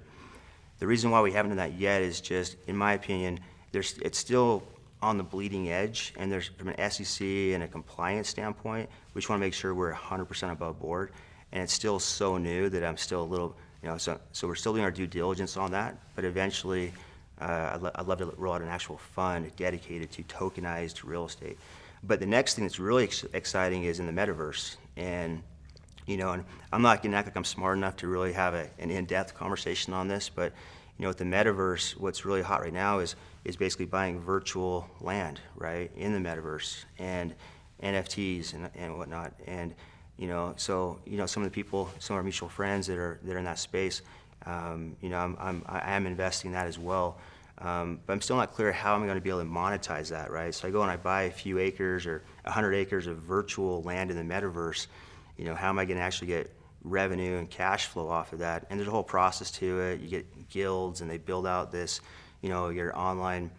Anyway, it's funny. I understand it when they're talking to me. And then as soon as I try to explain to somebody what I heard, I realize, okay, that's how I just felt right there. I'm like, I know what I'm talking about, I promise. And I try to explain that, and articulating it, it's pretty difficult. Yeah, let's steer back onto more solid ground.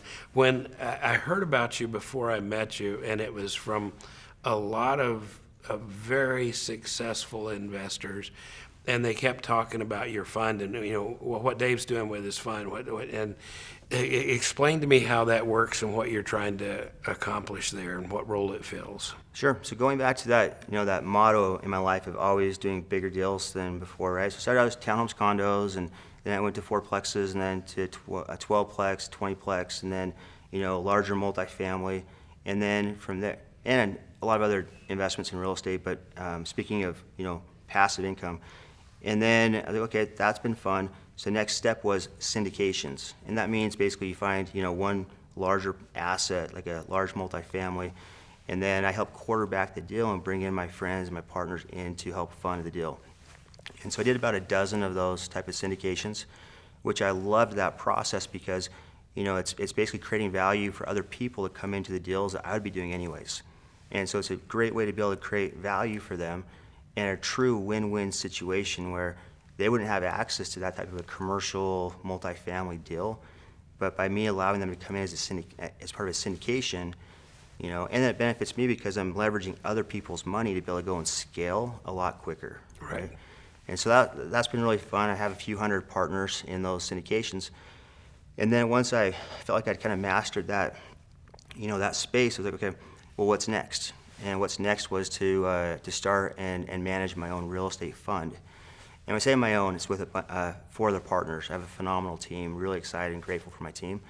And that was part of the reason why I wanted to go into the fund world, is because I'd always been basically a solopreneur, and it was always just Dave Allred doing his deals. And I think when you have that mindset, you're somewhat limited in how fast you can really grow when you're doing everything on your own. Right. And so, what drew me to the fund was the progression, having a team and the synergy and the collaboration from that, and then the ability to go and help create value for not just 10 to 20 of my friends into a deal, but have hundreds of people coming into these deals. And the last main reason why is because the fund structure gives you a lot more diversification. With a syndication, you're coming into one specific address, one unit, or one complex. And it may go really well, it may go really badly. And so on a fund, like with Axia as an example, we're in 6 different states across multiple different assets, and we only invest into RV parks, self-storage assets, and multifamily in our first fund, because all 3 of those are recession-resilient asset types. If you look back historically, they're the best performing assets in real estate in tough times. And so that's what really drew me to this. There's some statistics that a fund has 2.7 times % less risk because of the diversification versus just one specific asset. And so, when I go out and I raise money from 100 of my friends, my approach on my investment thesis with our Axia fund was, okay, how can I, considering that we're 12, 13 years into this awesome housing market, how can we protect the downside risk so we don't lose money? So I agree 100% with Warren Buffett when he says, rule number 1 in investing is don't lose your principal. Rule number 2 is don't forget rule number 1, right? So most importantly, it's not about return on principal, it's return of principal. So it's protecting that downside risk, right? But then I still want to create strong margin or strong yield for my investors. And so it's, okay, how do we go and approach that? And how do we accomplish a really good return while still mitigating the downside risk? And in my opinion, that was my investment thesis, which is, recession-resilient passive income. So we only buy stabilized or close to stabilized assets, so it's already cash flow positive. We only go into states where there's a net positive migration, meaning that we're not going to go into California or New York. We love Texas, Utah, Tennessee, Idaho, Nevada, the Carolinas, Florida, Georgia. Those are markets where a lot of people are coming in. So we actually study every month the U-Haul data on where people are moving to. And then lastly, the word axia is Greek for to add value, to create value. And so in my opinion, one of the best ways to insulate risk in today's environment where the markets are pretty frothy. I mean, prices right now are pretty high. We have a long ways to go still, personally, but regardless, their prices are high. And so value add, the only deals I'm doing in real estate today, Jeff, are value add. And what that means is we're going into an asset that's mismanaged, it's old, it's neglected, and needs some love, right? And so we can go in and buy that asset, and then with sweat equity, improving it with dog parks, amenities, WeWork shared office spaces, new amenities, new countertops, paint, marketing, search engine optimization, marketing, online presence, social media, all of those factors to help improve the quality of the asset. And what that does is it really insulates you if the market does turn, because you create so much intrinsic value in the deal and increase the NOI or the rents because of all those improvements, where even if it does go down, you're still up because you've done so much to improve the asset. Does that make sense? Yeah. So if somebody that's watching this and is wanting to be, wanting the benefits of real estate investment, why would, what would be the contrast between, okay, should I go and buy a fourplex, or would I be better off buying into a fund like you're doing, and what are the downsides of each? Great question. I'd say two things. First one is you really need to make a decision if you want to be a passive investor or an active investor, right? Passive means that you mailbox money, you don't really do anything. You write a check and then you just sit back. Active is more you're involved in, repairs, screening tenants, property management, changing toilet seats, like the whole, all that. And I think a lot of guys jump into real estate wanting to be passive, but they blur the line and they're actually more active in it. Right. And that leads to frustration because they want to just get mailbox money, but they're actually like dealing with all this stuff. And so I would recommend that you start out the gate, what's best for me. An easy way to determine the right decision there is if you have a job that's paying well and you're passionate about it and there's real upside, then you should probably just do that and just be passive, right? At least until you get to a point where you have enough experience, knowledge, and competence to be able to leave that and then go full-time into real estate. The second thing I would say is I personally, at this point in my investing career, I actually like to invest into deals where I'm going to learn or get proximity or personal growth. And so, one thing with Axia is, our motto that we coined is experiential investing. And so we try to create an experience out of being a partner with us. And I've never seen any other funds do this. I'm really proud of it. And so what that means is, say, Jeff, you came into our fund, we're committing to you that you can come do any of our due diligence, you can do our walkthroughs on our apartments. If you ever want to come in the office and see how we do the underwriting, the property management, our investor portal, you can see all of our assets, how they're performing. We just basically pull back the curtain and we show you exactly how we do what we do. Because a lot of guys want to be doing big things in real estate, they just don't know how to do it, right? And so we really, we don't want to just give you a fish, we want to teach you how to fish, right? And it's been received very, very well. Every month, on the first Thursday of the month, we have a experiential webinar with the top real estate professionals in the country coming on, and they're speaking and sharing value for 45 minutes and 45 minutes of Q&A, so our partners can ask them any questions they want to. And so again, it's just creating value in unexpected, unique ways that are experiential. And so my point there is, to your question, how do you jump into it? What's the right way? I think that's very valuable for guys that want to get into it because you get that proximity and that learning, and you're making money at the same time. It's a great idea. I heard a description of all your relationships. They're either overperforming or they're underperforming or they're just performing. And this can even be like if you go and buy a car, if you negotiate a fair price, you pay them, they give you the car, you give them the money, that's performance, it's performing. But if you go in and their abundance or extra performance relationships, then you go in and same price, same car, but the service manager comes over and meets you and says, hey, I'm so-and-so and I'm going to be taking care of you from now on.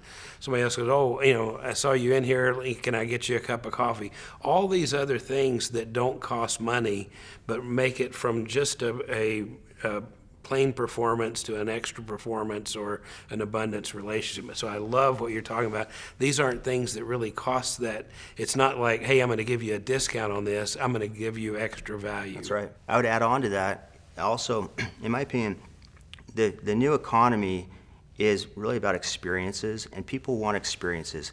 Whether it's millennials or baby boomers, people want to experience new things, and they want to have a unique experience there. And so, basically all the investments that I've been doing in my businesses in the last few years are really focused on experiences. We launched, I did my first food and beverage, restaurant investment 3 years ago.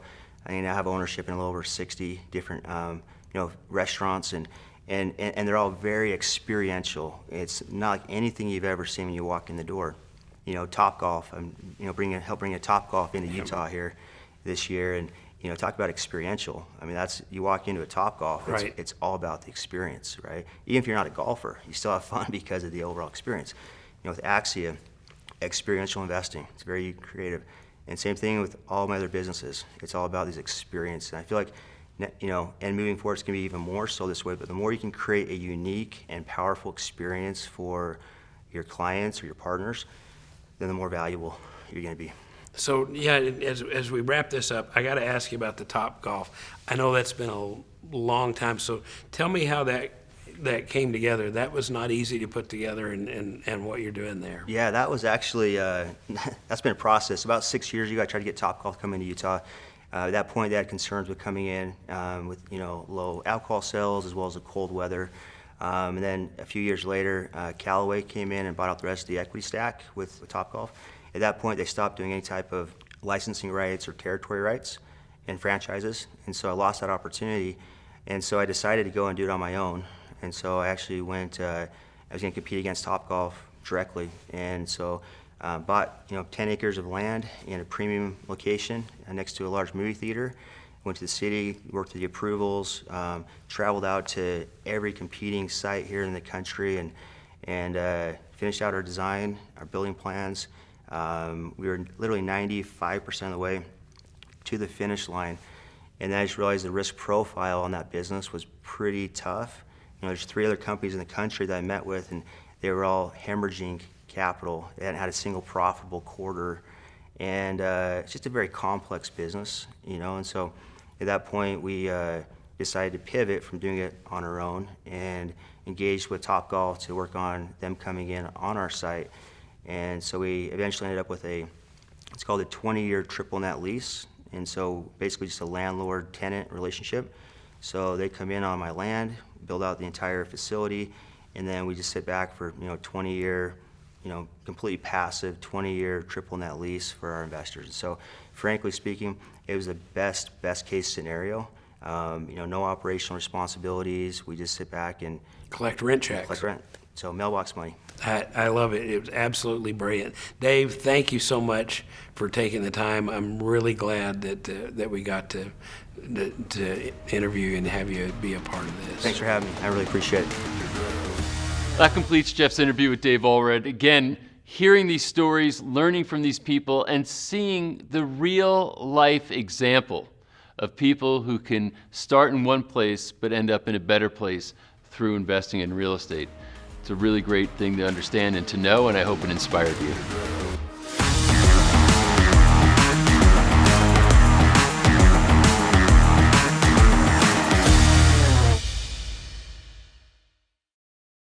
James sits next with Michael Zuber, author of One Rental at a Time. The idea of buying rental properties and investing in them, building a portfolio of them, and creating cash flow out of them and getting the tax benefits of it is something that I've always been a big fan of, something that you've seen many people speak about and write about.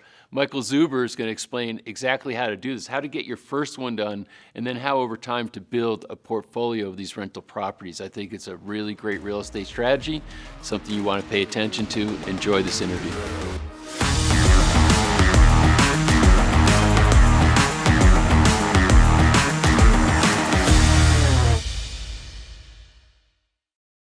Michael Zuber, thanks so much for being here. I got your book and I subscribed to your podcast. So I'm really happy you're here. A lot of things I want to unpack and talk about, but I'll let you start. Okay. Tell us a little bit about who you are, what got you into real estate, and how we ended up sitting here. Thanks for the opportunity, James. My story is kind of like a lot of folks. I was a college graduate, married, raising a daughter, living the rat race. Making a decent income in my 20s, but kind of blowing it all. And on my 30th birthday, I just suffered a $150,000 stock market loss, right? Turned $7,000 into 200, then went about losing 150 grand of it. So I was walking through a bookstore, yes, a physical bookstore. I am that old. And I stumbled across a purple book called Rich Dad, Poor Dad. And that book was enlightening to me. It brought up ideas I had not thought of. And again, that is very disappointing. I have an economics degree, an MBA. I was an accountant. And still the concept of Rich Dad, Poor Dad shook me to my core. So, Rich Dad, Poor Dad doesn't tell you how, right? It kind of tweaks your mindset a little bit. So I had to figure it out. So of course I did what I did and just kept reading and kept trying to figure it out. So I decided that real estate, specifically buy and hold real estate, was going to be my way to have a better future, right? It wasn't going to be the stock market, right? Originally, I thought I'd be Warren Buffett because it worked, right? You turn 7 into 200, you feel like a genius, and then you lose, a lot of it, and you're suddenly not a genius. So real estate was more tangible. It was kind of, you could learn a market. It wasn't so opaque as the stock market. So that's what brought me to real estate, and way back in 2002, the journey began. So with an economics background, an accounting background, this is what clicked, because Robert's name comes up quite a bit these. Yeah, he's an OG, right? Yeah. What in there was so unique? Well, first and foremost, right, so it's really embarrassing, but you have to admit where you start, right? Nobody in my family really had any wealth or riches. They were all, they weren't college graduates, right? I was the first college graduate either side of my family, and they were just living, check to check, and that was kind of what it was like. So Rich Dad, Poor Dad introduced rental properties, of all things, and talked about your home not being an asset, and just these kinds of mental shifts. And I liked the idea of owning something that would leave money left over, right? As an accountant, you kind of get net income, right? You're like, ooh, I can buy an asset and have some. The stock market was just all appreciation, right? I wasn't doing dividends or yield plays or anything of that nature. So that's really what excited me in that initial book. And I must have read it 12 times back to back to back. It was just like, oh my God, I can't believe I'm 30 and just figuring out that the rat race is real. It's embarrassing to admit, but that's where you started, or at least where I started. I think most of us, right? Yeah. Because the education system takes us that way. Yeah, I've thought about that a lot, right? Again, right? So graduate high school, go to junior college, go to college, work, then get a master's degree. And Rich Dad, Poor Dad's the thing that changes my life. It's kind of interesting. So yeah, I'm convinced that the education system is made to make employees, not entrepreneurs, not really investors. And, it hasn't changed in 50 years. So, we all come out employees, I guess. All right. So the light switch came on. And so tell us your journey diving into real estate early on. And I've read your book, yeah, which I love because it's just so real, yeah. Right? It's not highfalutin, it's just real. But for the listeners, walk us through how you got started. Yeah, so it starts probably like most of full-time employees, right? A lot of the books that you read, because again, Rich Dad, Poor Dad shakes you, and then you have to go other books, because other books, tell you how. All the books that I read, James, said invest 30 minutes from home. I happen to live in the Silicon Valley, which was always expensive, right? But I didn't know any different. And I spent a year, 52 Sundays in a row, looking for cash flow. And that was a waste. It didn't exist, but I didn't know. And it was my wife, who will get a lot of credit, and she does in the book as well, for being the smart one. And she finally pulled me aside and said, we're not doing this anymore. We got to do something different. It's not working. So she's the one that pulled out a California map, because for me it was, do we go out of state? Because again, we're in the Bay Area. A lot of people go out of state. Or do we drive? I happen to be a horrible flyer. I fly for my job. I did 1 million miles, but I hate every second of it. And I was like, okay, we're going to get in a car. So we pulled out a map and started drawing circles, 30 minutes, 60 minutes, 90 minutes, 2 hours, and ultimately find Fresno, California. Fresno, California is where we started and where we've always been, right? We haven't left in 20 years. But we find a property in Fresno on Norris Drive, which we write about in the book, for $107,000, rent for $1,100. And the journey began with that first house. Yeah, and the first house, you started learning some of the good, the bad, and the ugly right away, right? Absolutely, So talk us through that. Yeah, Norris Drive is an interesting story, and I hope listeners pay attention here, because you really have to have, you got to be in. Real estate will have bad days. We happen to run into some horrible days right out of the gate. So again, think about it. We're a year in. We're in the Bay Area. Then we go to Fresno. It's about 6 weeks after that. We find the place, we write the offer, we get the deal. We clean it up. Then we get a tenant, right? We're doing everything that's supposed to work. We get what we asked for, 1095, I say 1100. Tenants move in, husband, wife move in. Lo and behold, 2 weeks later, the wife takes off, right? At least we hear she takes off. They're getting a divorce. So she goes to Arizona or New Mexico or somewhere, never to be heard from again. And the husband decides that he doesn't like this situation. So he stops going to work. He stops paying rent. And he becomes a professional alcoholic, which, of course, we are in California. And if you know California landlord-tenant law, we have at least 60 days to get him out. Turned out to be almost 80 days to get him out. So we're down about 4 months of rent on our first unit. But the real downside is we walk in and he has literally destroyed the place, right? He's been there maybe 5 months, maybe 5.5 months. And, long story short, we have $15,000 in additional repairs after we've spent $1,000 with an attorney, after we haven't gotten 4 months of rent. And I remember going in there just falling apart inside, kind of reliving my suffering of losing 150 grand in the stock market. Like, oh my God, I did it again. I put my family in a bad spot. And I remember asking Olivia, who is my wife, saying, what do you want to do? She's like, did we do anything wrong? I'm like, what do you mean? Did we do the reference checks and credit checks and all the things, right? Because there's not a box saying we're going to get divorced, right? That's not on any rental application I've ever seen. And I said, no, honey, I think we did everything right. And she goes, okay, let's fix it up. Let's do it again.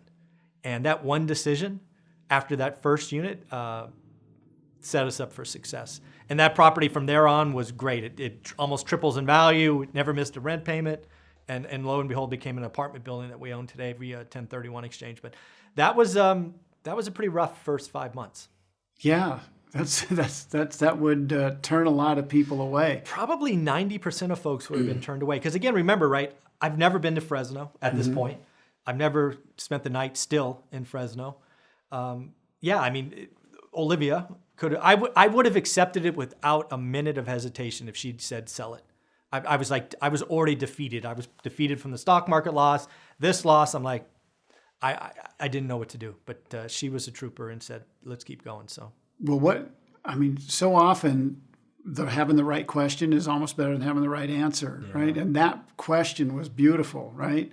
Did we do anything wrong? Yes. Yeah, she is far wiser than I am in many instances, and she's much calmer, right? I get a little emotional sometimes. But yeah, she took it in stride. I tell people today, make sure your significant other, husband, wife, boyfriend, girlfriend, whatever it is on board 100%. Because if they were on board 99%, Olivia would have said, see, I told you, I knew this was a joke, you're not good at this, whatever. But no, she took it in stride and kept going. And, the rest from there is great. Norris Drive cash flowed.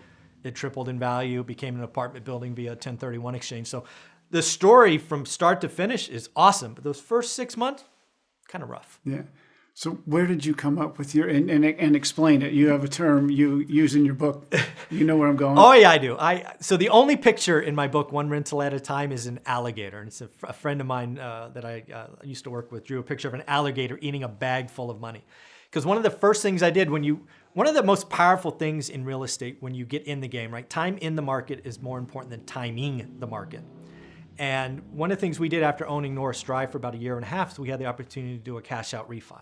I call it recycling capital, right? Basically, we took our down payment, which was 20 grand in this instance, plus another $30,000 because the property had improved. We bought it at 107, it was now worth 180. So we take out, we get a new loan for 150 roughly. So we have $50,000, right? So I feel good. We get our 20 grand back plus $30,000 and we still have Norris Drive.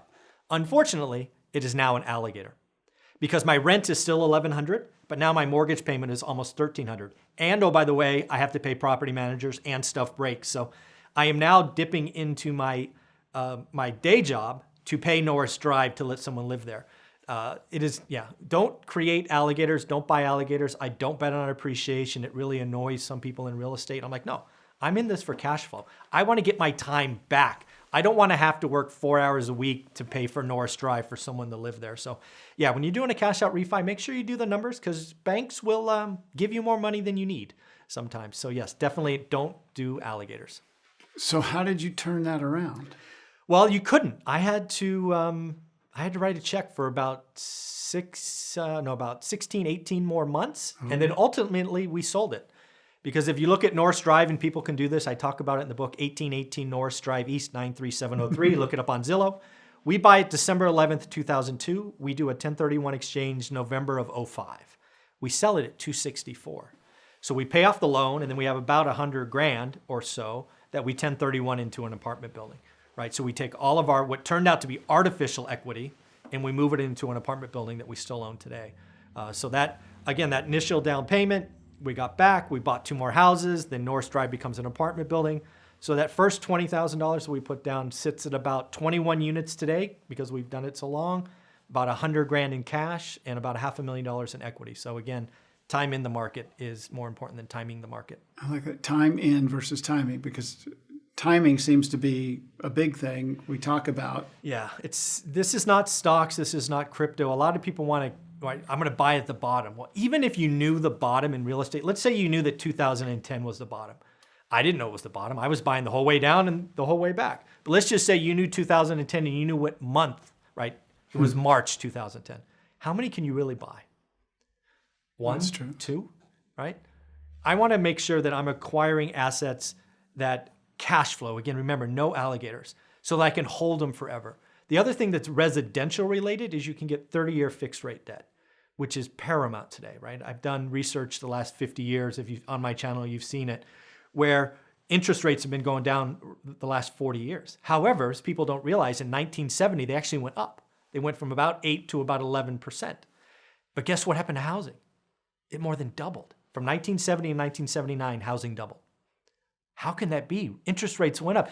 Don't people just tell you all the time, if rates go up, housing has to crash? No, folks, there's so many more things involved. What you also saw in the 70s is wages went up. Wages went up about 80%. And I believe that real estate is a payment decision, not a price decision. That's where a lot of people in this world talk about price, right? If you look at the charts today, a median home in the United States is about $366,000. That's about 15,000 or 15% higher than the past 06 peak. And people are losing their mind. Folks, I was buying in 06. Interest rates were over 6.5%. Today, they're under 3. Do the math. You've had 15 years of wage inflation. The payment is less. Stop talking about price. It is absolutely the payment, especially as an investor where I'm calculating cash flow or what I call yield. I don't care what the price is. I will overpay for a property if somebody gave me 0% interest. I will simply overpay. I don't care. Price is like the least important thing. I want 30 years, fixed rate debt, because what else will happen in the next 30 years is rent's going to go up and may go up every year and quite substantially in the last year. So I want fixed payments in an environment where inflation takes rent higher, and I live pretty well. All right, we got to put a bow around that, because I think that just encapsulated so much, right? It's resonating with me because, like I said, we have a couple rentals, but we want to get more involved. They haven't quite been alligators, but close. I can see it. They got they're salamanders with teeth. Salamanders. But so to move down that road, I'd love. So say it one more time. You don't care what the price is. I really don't. I mean, I care at some level because yes, I got to write it down. But again, for me, I'm trying to figure out, I want to turn every house, duplex, quad, apartment building into a bond. I call it yield. Bonds are yields. So what you have to do is it's a very simple math equation. I believe too many people overcomplicate real estate. What you have to do is you have to get 2 numbers. The top number, which I believe is called the numerator, is the expected yearly cash flow. And that's simply rent minus all of your expenses. And yes, include reserves for bad debt, capital expenses, all of them, right? There should be a positive number. If it's not positive, congratulations, you have an alligator, right? Negative, bad. So it should be a positive number. Then the denominator or bottom number is how much cash should it take me to get into this? That should be down payment, closing costs, and what I call make ready. What does it take for me to clean this up and make it so I can get a tenant involved? That is it. That becomes a point something. If you want to make it a yield, then you times by 100%. So what I always tell people, your only job in any market is to figure out what average is. In my market of Fresno, California today, an average deal of an affordable house is 6%. 6% doesn't interest me. But now that I know average, I can go do good deals at 7.5 or great deals above 9. I believe everybody needs to spend time, and it probably takes 90 days, looking every day to figure out what average is. And once you know average, you go do good or great deals. It's hard to find. You got to get creative, but they're out there. So I just closed on one yesterday, as a matter of fact. All right. So again, walk me, the slow guy, the salamander, walk me through how am I determining average? I'm looking every day. So this is what I talk about. So first off, again, I think people overcomplicate real estate investing. The first thing I want you to do is create a buy box. And I want your buy box to be specific. I'm going to give you my buy box back in 2002. So again, remember, I'm going to Fresno because Fresno offers cash flow. There's no cash flow in the Bay Area. So Fresno, let's just call it 1 million people. That's too big. I can't look at Fresno and understand Fresno from 2.5 hours away on the internet, right? So then I go, okay, I'm going to find middle of the road Fresno. It happens to be a zip code called 93703, hence I bought Norris Drive there. But that's even too big. That's probably 80,000 homes or 80,000 different pieces, like houses, condos, duplexes. What led you to that zip code? Because I went there and I talked to people. I networked. Where do people go, right? Where's the rich area? Where's the poor area? Where should I, where do you need a bulletproof vest to collect rent, and where all the rich people live, right? Where's the middle? And I took their word for it, and it turns out they call it the Mayfair district. It was in 2002 was kind of the middle class area, and that's where I wanted to be. I wanted to be affordable. And then, of course, I validated rent, which was $1,100 for a 3-bedroom, 2-bath home, 2-car garage, and that's what I was looking for. So again, get very specific. I want your buy box to be somewhere between 20 and 40 active listings, and then I want you to lock that in. Think about this. In 2002, I'm investing in Fresno. My buy box was 3 or 4 bedrooms in the Mayfair, 93703, single story, attached garage, between 12 and 1,500 square feet. And I only looked at that. Everything else, I ignored. Most investors don't ignore. You're horrible at ignoring. I'm going to be in Dallas, and then I'm going to be in Cleveland, and then I'm going to be here, and I'm going to do houses, and I'm going to do condos, then I'm going to do apartments. Stop it. You have a day job. You're raising a family. Just get your buy box as tight as possible. You want 20 to 40 active listings. Why is that? Because you can look at it in about 20 minutes. Everybody has 20 minutes they can look at. Now I want you to look at that every day for 60 days. And I want you to document. 1234 Main Street came on, September 15th. Oh, 1234 Main Street was off on the 22nd. It went pending. Just start writing it down and then start doing the math as I described it, right? Call up agents, ask for rents, understand insurance quotes. And just as you repeat this cycle, you'll start to figure out. I equate it to a golf swing. I don't know if you ever played golf, but I didn't pick up a golf club until I was in my 20s. I'm an athlete. I played lots of baseball. Picking up a golf club that late in life is unnatural. You ground the club, you bounce it, you hurt your hands. It's a horrible feeling. There's a reason it's 4 letters. Yeah, exactly. It's the reason it's 4 letters. So, but here's the deal.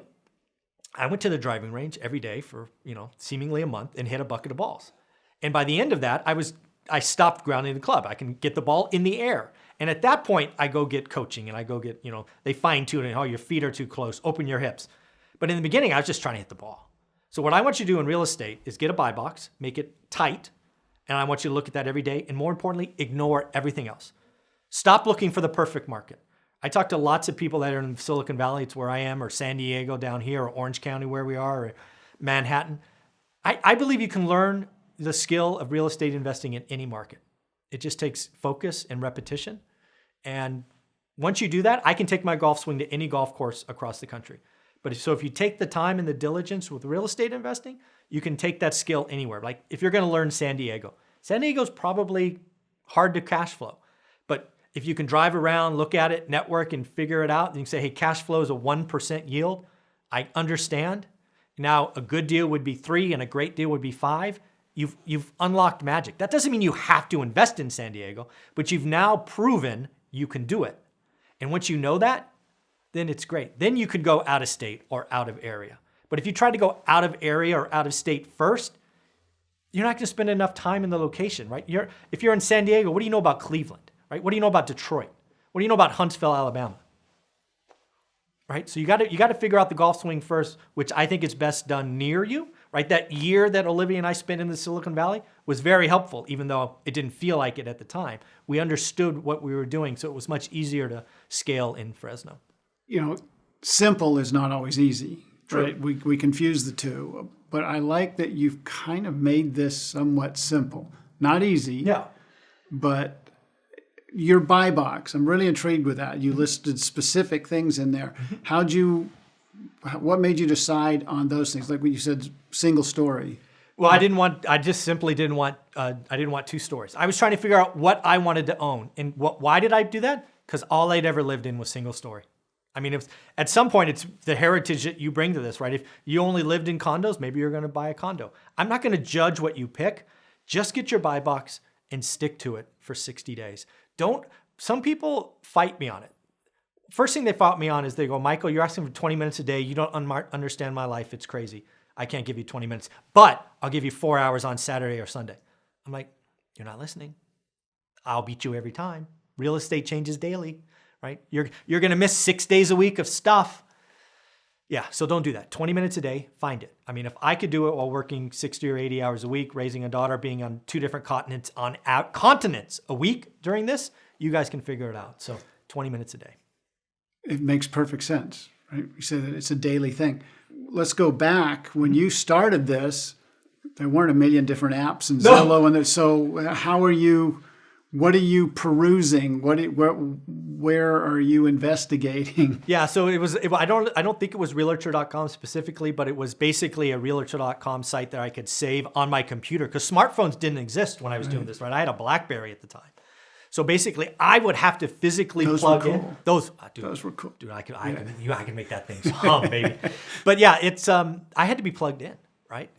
Wi-Fi wasn't very prevalent, but I would find a time. And again, I could be in Australia or Japan or Chile, and I would still do it every single day. I still look at my market every day. I looked at the market before I came here, right? Because I'm always excited about the deal of the decade coming. I'm always looking for the next deal, always growing. So, all right. So you start buying. You got into multifamily pretty quick? No, again, see, I was only buying houses. Okay. Right. So 2002, I think it was December 11th, we bought Norris Drive.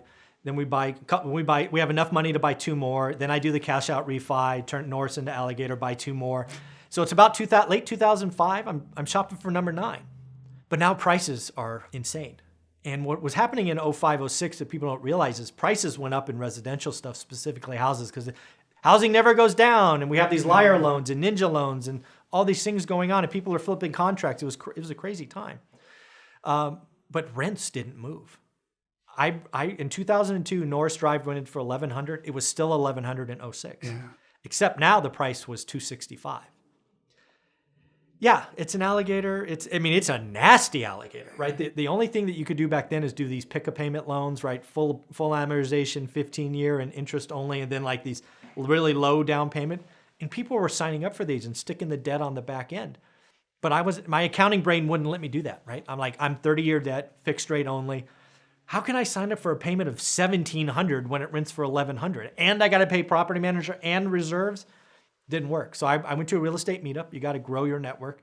And as I highlight in the book, one of the presenter talked about apartments. And I remember him talking to me after. He put his arm around my shoulder, which I can still feel, right? And he's like, oh, Michael. I'm like, who are you, right? You don't know me. You know my story. And he's like, you need to go look at small multifamily. I'm like, I can't own apartments. He's like, no, go look for 5 to 20 unit buildings. And I'm like, okay. So I look it up because I never looked. My buy box was this big, right? I didn't know. And it's working at this point. It's working, you have 8 properties? Yeah, 8 houses, 6 houses in a duplex. But the duplex was 2 houses just on one lot, but 8 houses. And I look at an apartment, 5 units. And I'm like, that's weird. 5 units is only $223. It produces $3,000 in income. My house is nearly $300 and it only produces $1,100. Maybe there is something to this 1031 exchange. So we sign up. We do a 1031 exchange, works just fine. Was that your first 1031 exchange? That was our first one because I didn't know. I'm still kind of new to this, right? Because Robert Kiyosaki didn't talk about 1031 exchanges. None of the books I talked about had it. But I'm like, hey, this is okay. Let's try it. Because I've always expected a tax bill, right? Yeah. I'm like, there's gonna be a catch somewhere, right? They're gonna get me. But lo and behold, all the equity moves over. I now own the apartment building 50%. Get a loan, commercial loan. It's like, oh. That's good. So how'd you figure out 1031? So the agent that I was working with dealt with lots of investors. He had other investors doing 1031 exchanges out of houses because they were literally unaffordable. Fresno was the #1 market like 2 years in a row. And no, they didn't cash flow anymore. So lots of people were doing this and we're like, tell us more. They got us an intermediary. We sold. The money stayed there. We identified, closed on it. It was actually a pretty seamless process. But going through it the first time, I was like, this is too good to be true. What's going on? And then again, remember Norris Drive at this point is negative $300. Mm-hmm. Now we're into an apartment that's, positive $1,500 at the time and much more positive now. It's like, God, we got rid of that alligator, honey. Wow, I'm so smart. And then we go and do a lot of more 1031 exchanges because I'm very simple. If it works one time, do it again. So we got rid of all of our houses right before the crash, and we're sitting in apartments. That came up in your book, and you don't give yourself either enough credit or you don't talk about it much because something told you it was coming. Well, yeah, I would love to tell you I saw a crash coming. I had no idea a crash was coming, and I certainly didn't know it was going to be that bad. I just knew with every fiber of my body I couldn't cash flow a house, and that was enough for me. I didn't argue. Some people they want to get into this argument about how'd you know. I just couldn't make number 9 work. That's it, right? I couldn't make number 9 work. So I spent the next year and a half On your pause. going for 8 to 80 units. No new money. No more down payments. It's all 1031 exchange. And oh, by the way, the rents are exploding. Cash flow is going up as the market goes down. So yeah, I didn't know a crash was, and it got really bad. I mean, Norris Drive, we sold at 264. It goes to 300, all the way down to 75. So Fresno was one of those markets that got hit 70%.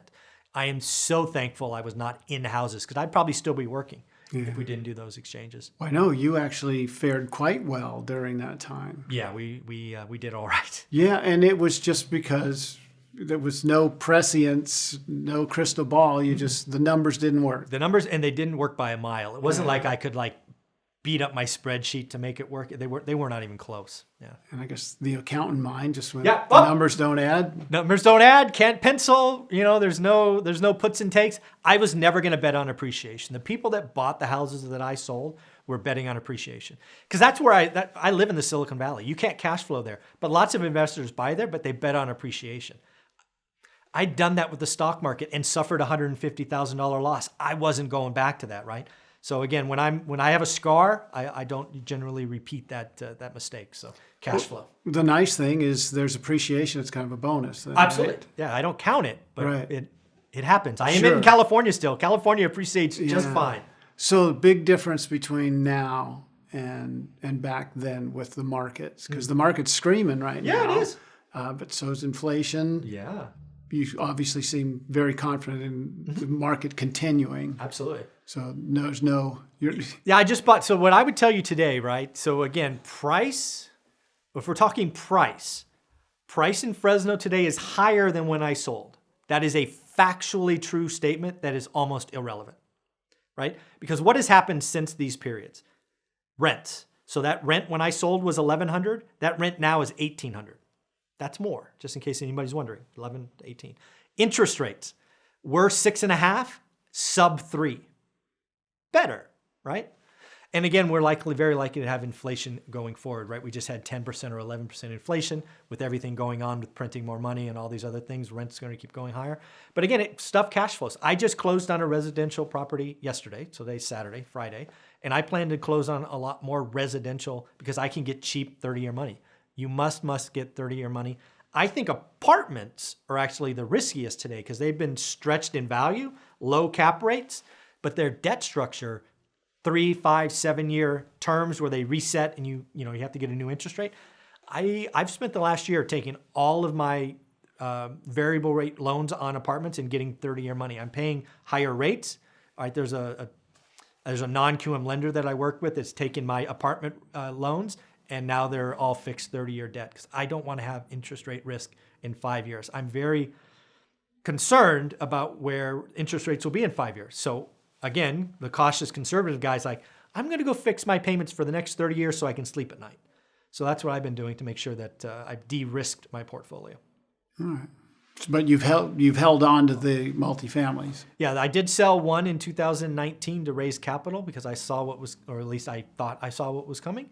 So again, I sold a C-class apartment that needed $200,000 in immediate repairs, and I sold it for peak pricing because everybody wants an apartment. I'm like, go ahead.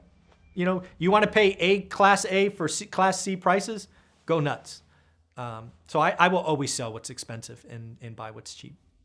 So if it gets to a threshold, Yeah. What is that threshold? So in residential real estate, I use something called the Affordability Index. I talk about it in the book, right? The Affordability Index is something that's published by, at least in California Association of Realtors, car.org is the site I go to. And basically, the beauty of this Affordability Index in residential is you can go back through history and layer over prices. In California, when affordability gets down to about 20, it's on a scale of 1 to 100, it's like this, not many more people can buy, so prices are getting stretched, right? So in 2006, Bruce Norris gets full credit. I give him credit in the book to introducing this. I see that Fresno's at 20 or 21. I'm like, oh, time to sell, right? So that's what we did. Right today, it's 42. Because again, you've had, even though prices are higher, wages are up, interest rates are lower, so it's very affordable. That's why I'm buying residential, not apartments. In apartments, there's a thing called cap rate. Basically what happens is cap rates, they trade at different values. There's a class A, which is like the pretty newest stuff, class B, kind of old, new, maybe 10 years old, and then class C. I happen to own a lot of class C. It was what was depressed in the last crash. It's what I bought. It's what I polished up. But when you have class C trading at class A prices, that's not normal. That usually comes back to bite you. So I took my worst performing apartment that needed the most immediate capital. I'm like, not my problem. That's the next person's problem. So we sold that. So it's depending on residential or commercial what I look at. You've kind of taken the guesswork out by being just a flat numbers guy, and emotion plays no part in it. Absolutely not. Don't get attached. Don't guess. Yeah, I do not guess. My intention when I buy, like the property I bought yesterday, I plan to hold forever. But let's say for whatever reason it went up to $400,000 and I paid $200 for it, and it didn't cash flow anymore, I'd probably look to sell it or do a 1031 exchange. But yeah, with our portfolio, I'd love to hold everything forever. But markets are weird, right? The other thing you will look at is residential and commercial. People think they operate in the same cycle. Houses are very different. Housing, my number one competitor are owner occupants. It's all investors in apartments. Investor mindset's very different than owner occs. Sometimes owners are high on the hog. Sometimes owners are scared. So you can really play those different cycles. So you got to watch both sides. In the Fresno market, how have the hedge funds getting into it? They came impacted in. you? They came. I call them. I don't know if technically it's a hedge fund, but definitely Wall Street money, right? Yeah. Big money. They came in 2010 and changed the game, right? I was buying every couple of weeks, maybe every 3 or 4 weeks, REOs, property owned by banks. And it was really a process. Once you figured it out, you network, you got a reputation. All the REO managers, the agents that got from the banks, they would get the list on Friday. They would throw it up. We'd look at the weekend, and I'd write them an offer at 89% of asking. It was just the model. They would accept. So guess what? Why write it at 100 if they're going to accept 89? I wrote 89. But they came in and started buying the book, which they call the book, which is the entire list sight unseen. They changed the game for me in 2010. They're not really that active today as they are in Phoenix or other markets, but they definitely came in 2010 and just changed the game. All right. So there are pockets you're not competing. Not as of yet. They will eventually come. There's no question. But generally speaking, they don't come to California a lot because landlord-tenant laws, right? So we're swimming okay. But yeah, they're big time in Phoenix and some other markets for sure. So you brought up landlord-tenant laws, and you're in California where that is more of a tenant-friendly state. More of a tenant-friendly state? It's the tenant-friendly state. It just is. You have to build it into your model, right? So one of the things that I don't think a lot of people that throw eggs at California or maybe New York or these other areas don't understand is you as the landlord have the ability to set up just like I talked about a buy box, you can set up your tenant criteria. It has to be the same for everyone. You can't be, you can't say yes to this and yes to that, but you can set up your tenant box. Income levels, credit scores, evictions, no evictions, whatever your criteria is, and you can get that as tight as you want. And then you have to accept the first person that qualifies for all of that. So my tenant box is rather tight. I do accept Section 8 housing. I grew up where money was a stressor, so I believe in Section 8. In fact, all of my units are available for Section 8 if they qualify first. About 30 of my units are Section 8, 30% of my units. But yeah, you just have to have a tight tenant box. The California landlords that get in trouble, they try to outsmart the system. They don't have a system. They take the first person.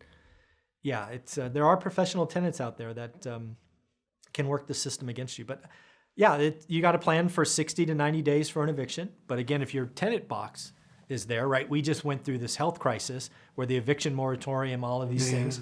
I was very nervous in March and April of last year. Like, oh my God, what happens if half our units don't pay, right? We have millions of dollars in debt. Right? How long can we survive, right? Lo and behold, our rent collections were less than 1% of what they were last year, right? We had a couple of tenants that needed help, which we obviously did. We gave away or credited over $50,000 year to date. And like, you pay a little, we'll credit you back. We worked with our tenants. We did have a couple of tenants play games, which happens. But thankfully we got them out after 9 or 10 months. But overall, because we had great tenant selection and we knew where they all worked because they fill it out on the application, we were able to be proactive with people. And it turned out to be just fine. So that had to be a learning process to get to where you're, right? Your tenant box was pretty tight. What'd you learn along the way? Yeah, so to get to that, and how tight is that box? It's pretty tight today, right? So we look for 3 times of income, right? Some people talk about 2.5. We want 3, right? So if rent's $1,100, you want at least $3,300. That's where the 3 comes from. We want credit scores above 680. Some people in Fresno go as low as 650, right? What you find is some tenants who care about their credit will do the extra. If you don't care about your credit, you don't even know what it is, you're probably 650 or below, right? So we want to be 680. And if we were going to, if last year went the wrong direction, we were talking about raising that to 700, but we didn't have to, right? Tenant rent collection was about 1% worse than last year. So yeah, those are things that we've had to work through. Are there stipulations on, are there any legalities, like you can't demand 800 or it's up to you? Oh, no, again, I could set the credit box wherever I want, Okay. But every application has to go through the same box. Right. I love how you just clean and concise. It's numbers. It's definitely numbers. Right? Yes. So what mistakes did you make? Because you didn't make a mistake on the first one. Well, I mean, I didn't make a mistake on buying the first one for sure, but definitely the first creating an alligator was definitely a mistake. Not understanding that the bank will overlend to you, right? Which was a big shock. Another mistake was so the market rolls over in 06, 07, 08. We're buying the whole way down. We have no idea what's going on, but the stuff cash flows, we're buying it, right? So at one point, the banks stopped lending to us, which I honestly didn't think they could do. 800 credit score, 6-figure income, 7-figure net worth. I mean, we're buying a house for 140 or something that used to be 280. What do you mean you won't lend us the money? Like, no, you're a real estate investor. You're the problem. You caused this crash. I mean, like, what did I cause? I didn't miss any payments. What are you talking about? But the banks just stopped lending to investors. So we're like, what do we do? So we find hard money, which I didn't even know there was such a thing. We start paying 12% interest, but the stuff worked, right? Okay, great. And then we find private money, right? We start sharing our story, and friends and family go, hey, we'll give you money. Now we're paying 10%. So that was very helpful. So again, you just got to keep going. Then at the bottom, we did everything we could, because the one thing that I remember from reading all these books about the S&L crisis and the oil crash in Texas was all these people said, we wish we bought more. So I remember telling Olivia, this is something I got right, is we were not going to say that to anyone. So we bought everything we possibly could. We borrowed from 401ks. We got loans on our cars. We tapped our personal network. We're borrowing money from everyone we can. So definitely got that one right. Yeah, that was interesting that you were borrowing off your 401k, even borrowed money off your automobiles. I did, yeah. We had cars free and clear. We're like, nope, let's go get a car loan. Yeah, because I wanted to ask you, what's the most creative way you financed a That would probably be it, right? When we took our Lexus and whatever the other car was at the time, and we're like, we want to go get a car loan. It was like 19% or something. It's just crazy interest rate. But we were able to buy another house it was a very good deal. So you just went to the bank and borrowed against your own against automobile? The car, gave him the pink slip. Just borrowed against the automobile. Yeah. As long as the numbers work and it cash flow. Because again, I always remember those books. I mean, it was so common, right? The books were probably out of print now, but they were all in the 80s about the S&L crisis. I wish I bought more. It always ended, I wish I bought more. I wish I bought more. It's like an echo chamber in my head. I'm like, honey, no. We're going to buy more. And again, the other thing people don't realize is something that Olivia and I did right in the beginning, which was subtle, is we got our money right. I talked earlier at 30, I was spending every penny we made. We both made 6 figures, but we were spending it all. By 2010, 11, we're living on 50% of our income on purpose. We understand needs and wants, and we are sacrificing left and right. We didn't upgrade our kitchens, our cars. We didn't take vacations, nothing. Our daughter got what she needed, of course. She got some of her wants, but Olivia and I got none of our wants for 15 years. Now, of course, Olivia gets whatever she wants. But yeah, people need to realize you got to sacrifice, and it's uncomfortable. I had several tough days. I remember crying on the side of the road one time after going to a housewarming party so I'm here in the organization, my employee buys a new house and I'm going to his housewarming party, bigger house than mine, great backyard, better school district. You go do the thing, you show up, you're happy. Then I'm driving home and I break down crying. It's like the last time I remember crying, I break down and Olivia's like, what is wrong with you? I'm like, honey, are we doing the right thing? This is like year 11, right? Yeah. We have enough cash flow that we can see it now, but it's not life-changing. She's like, do you want one of those? I mean, we could sell like an apartment building and go buy that thing if you want. I mean, what are we doing here? But yeah, so we literally changed seats on the side of the road, and she drives home the rest of the way because I'm just losing it. So again, yeah, it was tough, and but yeah, it was right after that things got really, really good. So. How'd you stick to the plan? Because you guys had a plan, right? Yeah. Did you have a number in mind? We're going to get to this point, and then we can take the shackles off? I would love to tell you we did. It was always the next deal for us. One of the things I write in the book is we just kept going forward, right? We didn't get confused. It was always the next deal. Secure capital, next deal. Secure capital, next deal. But about a year after that event was kind of a turning point because that was the first time we actually looked at our portfolio. Because we're looking at the portfolio going, we keep buying stuff, but we haven't had to send in money. Because a lot of times when you buy junk, you got to send in a check, right? Because there's not enough rents to do that. I'm like, when was the last time we had to send money in? Oh, we haven't sent the money in like 18 months. But we just bought 4 houses. How are we paying for the repairs? Oh, the cash flow's doing that. I'm like, really? Oh, we should probably look at that. So then the market turns around. Olivia looks at that. She wants to retire. We take her check, put it away for a year. We never use it. Like, hey, honey, you're good. You can retire. So she does 8 or 9 years ago. And then, I left 4 or 5 years after that. But that moment on the side of the road is something I can still remember. Yeah, I think my wife always calls it's time for a State of the Union. Yes, I like that. So we regularly have State of the Unions, where we're at, she has a spending app. We track everything. Awesome. She can tell you what we spent on toilet fees overseas in the last 10 years. Nice. Because a lot of places, you got to drop whatever. But to have that. And you mentioned earlier off camera that you kind of regret you had your blinders on the whole time and you didn't celebrate along the way at all. Yeah, one of the things I wanted to get to in the book was talking about the mistakes or the errors, and that is a big one. As I sit here today, one thing I wish I had is I wish I had a picture of myself in front of everything we bought along the way. Just a picture. I could do it today, but that's not interesting. I want Mike Zuber, the 30-year-old, Mike Zuber, the 31-year-old, Mike Zuber, the 32-year-old, standing in front of these things. I would love to have like a storyboard or a history. I don't. I was in Australia, signed that deal. Those are things I wish people would do, and I talk a lot about that now. Celebrate the journey. And I don't mean celebrate the journey by spending money, right? You can just take a picture in front of it. I wish I had that. If you get to a certain number, like your 4th unit, okay, get a bottle of champagne, toast yourself. Just celebrate little things along the way because you need to have that positive capital for when the bad days come. Because in real estate, you'll have bad days. You just have to bank some positive capital. That's something that we didn't do, and we could have used it for sure. Yeah.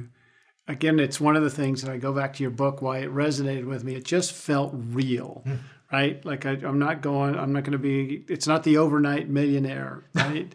So yours, I know there are people who have been really successful in a short amount of time, but this felt normal, or it felt real. Yeah, I believe everyone that's out there that's working, that chooses to do real estate, if you focus, I think real estate investing is simple, and I think it's a skill. And because I think it's a skill, I think it could be learned, right? There's only one LeBron James. There's only one Steph Curry, right? But everybody can learn real estate investing. It is very simple. Tight buy box, daily discipline. Don't overcomplicate it. Then let the numbers work for you. That's it. Yeah, I like that, right? And I like that you said the price, as long as you can get in it, but the price doesn't matter as long as the numbers work and your cash flowing. Yeah. The great example is seller financing, right? People talk all the time like seller financing is this great thing. I would give you an example. Let's just say the deal I closed yesterday for $188,000, right? I put 50% down and got a loan at 4%. If the seller, the owner, was going to sell it to me, say at 2% or 1%, I would have paid more, right? Because again, my plan is to hold it forever.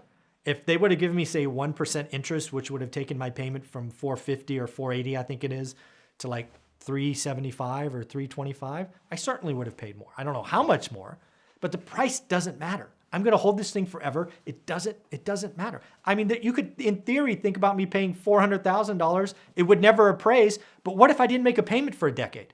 Yeah. I mean, you can get really creative with these things. So, what's the most creative you've been?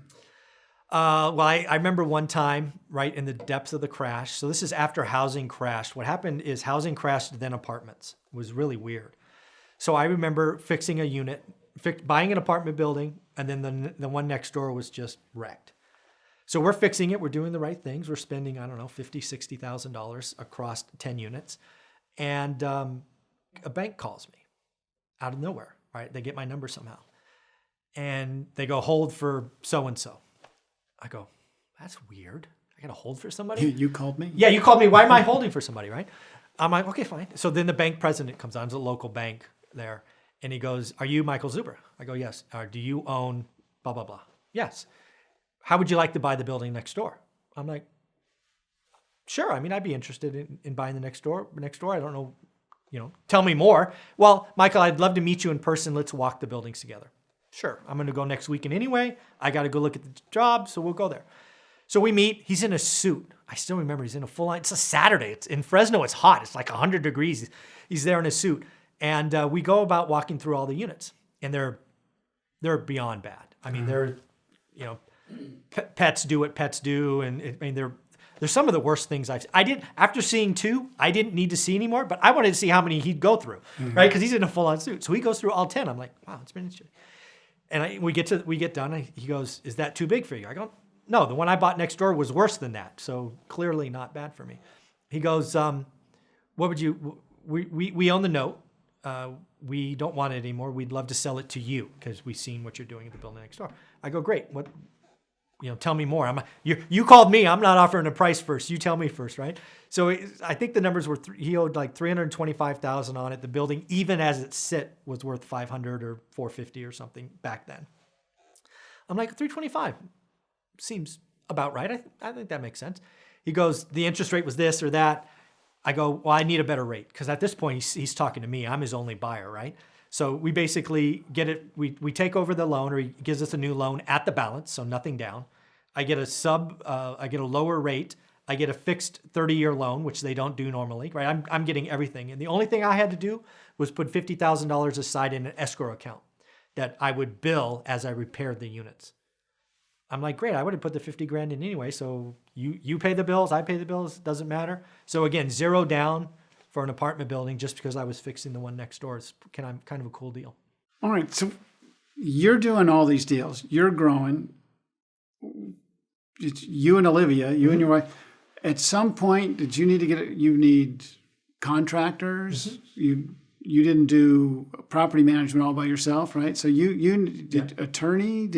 What kind of team did you have to assemble, and how did you do that? And what did you learn? What was the good, bad, and the ugly on that journey? Yeah, so we assembled the entire team, right? I like to talk about is our job was to find deals and secure capital. Everything else we paid for.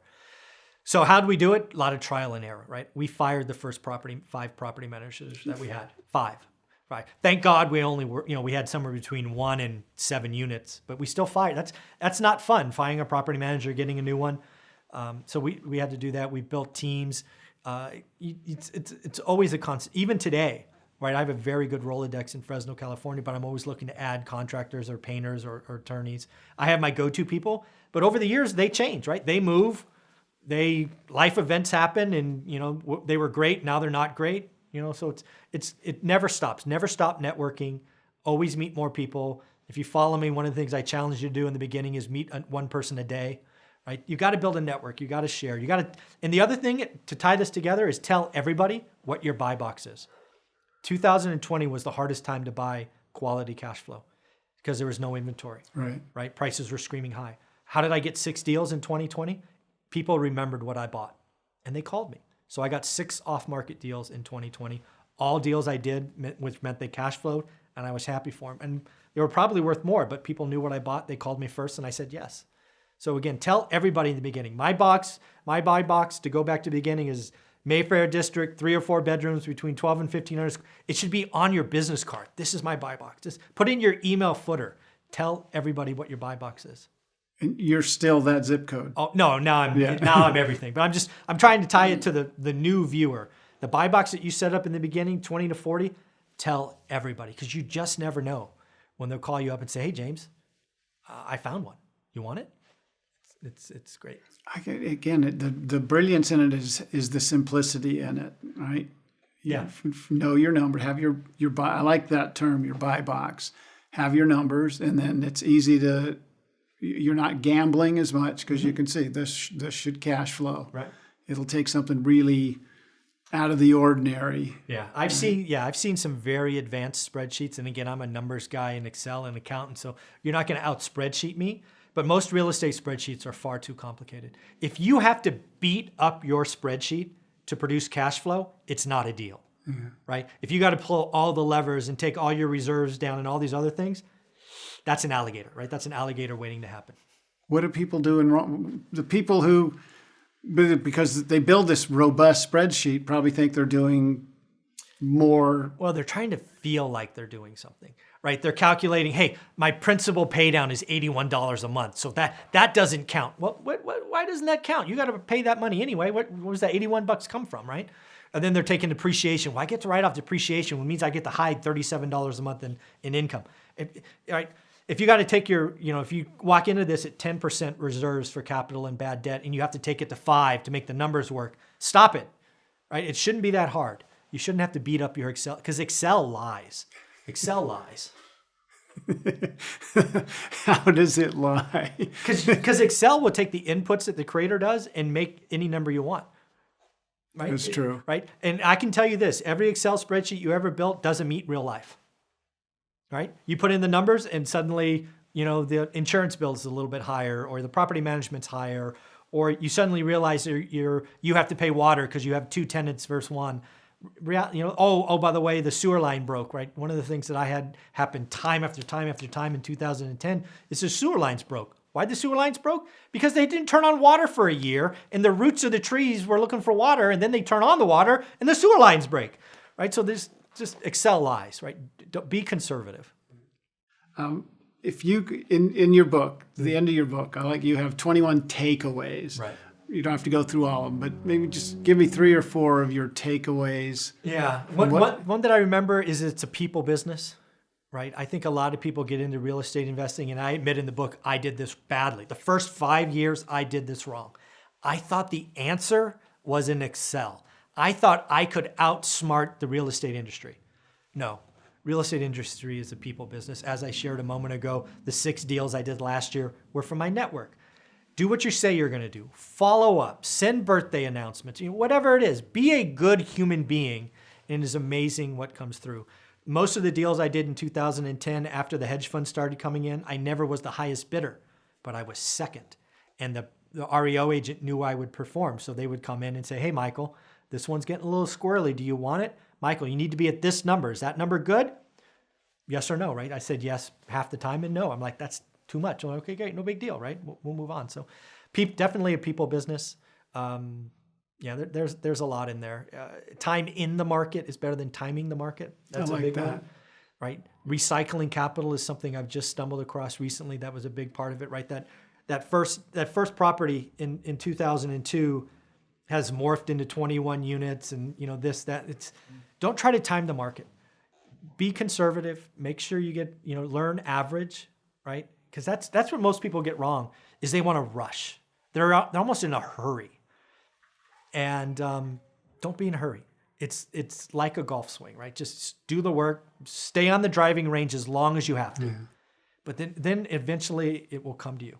And the next one is you've got to change your network. A lot of people don't like to hear that, right? Everybody has 5 friends that they hang out with. I'm going to guess a couple of them are what I call battery drainers. They're always negative. Don't do it. It's so risky, whatever it is, right? So You got to cut that stuff off. There's enough bad days in real estate. You don't need somebody reminding you of all of these negativity, right? Get around people. Don't be the smartest person in the room. Always look to expand. The last thing is that you really can make a difference. I think too many people goals for real estate investing are too big.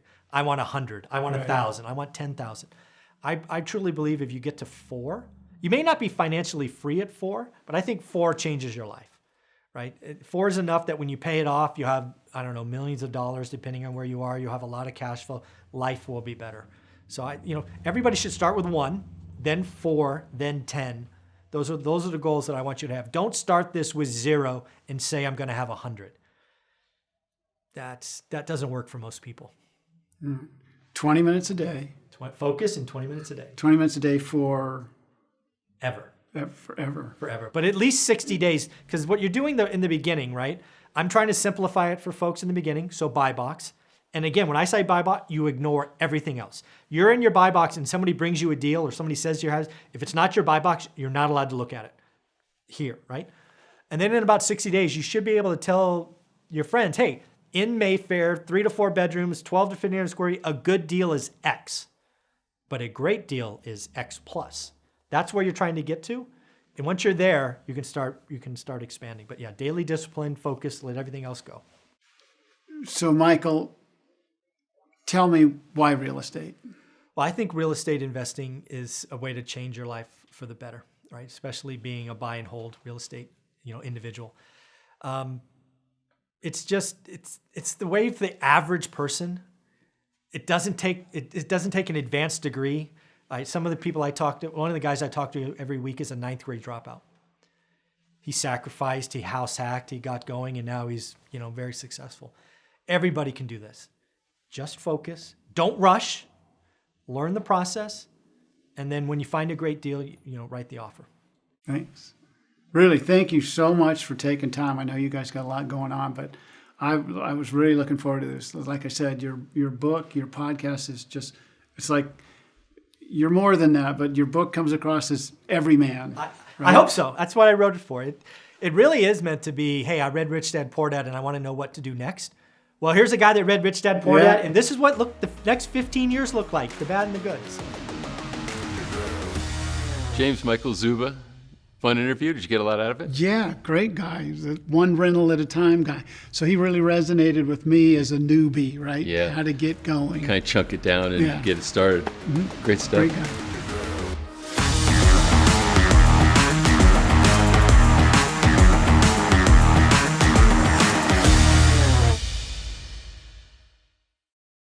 Well, that completes episode 8 of our 9-part docuseries.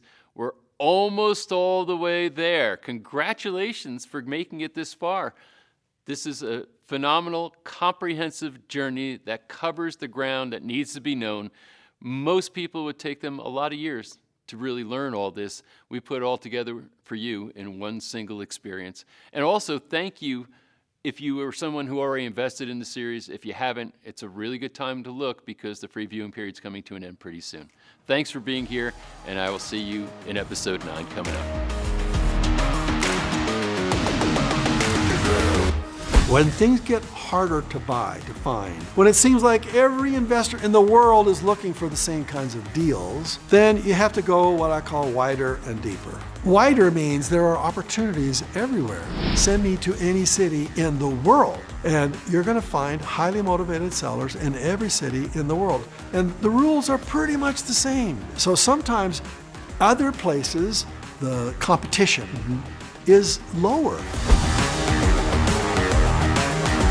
So we need to produce about 1.4 million housing units per year to keep up with the demand that's out there. We are often producing somewhere between 700,000 to 1 million units per year. We're not going to get out of that deficit until about 2024 or 2025. Look, I say there's 3 types of people in the world. There's people who make things happen, people who watch things happen, and people who wonder what happened. You don't want to be in the 3rd category. You want to be the person who makes things happen, which means that you need to take responsibility for your financial future and your financial education.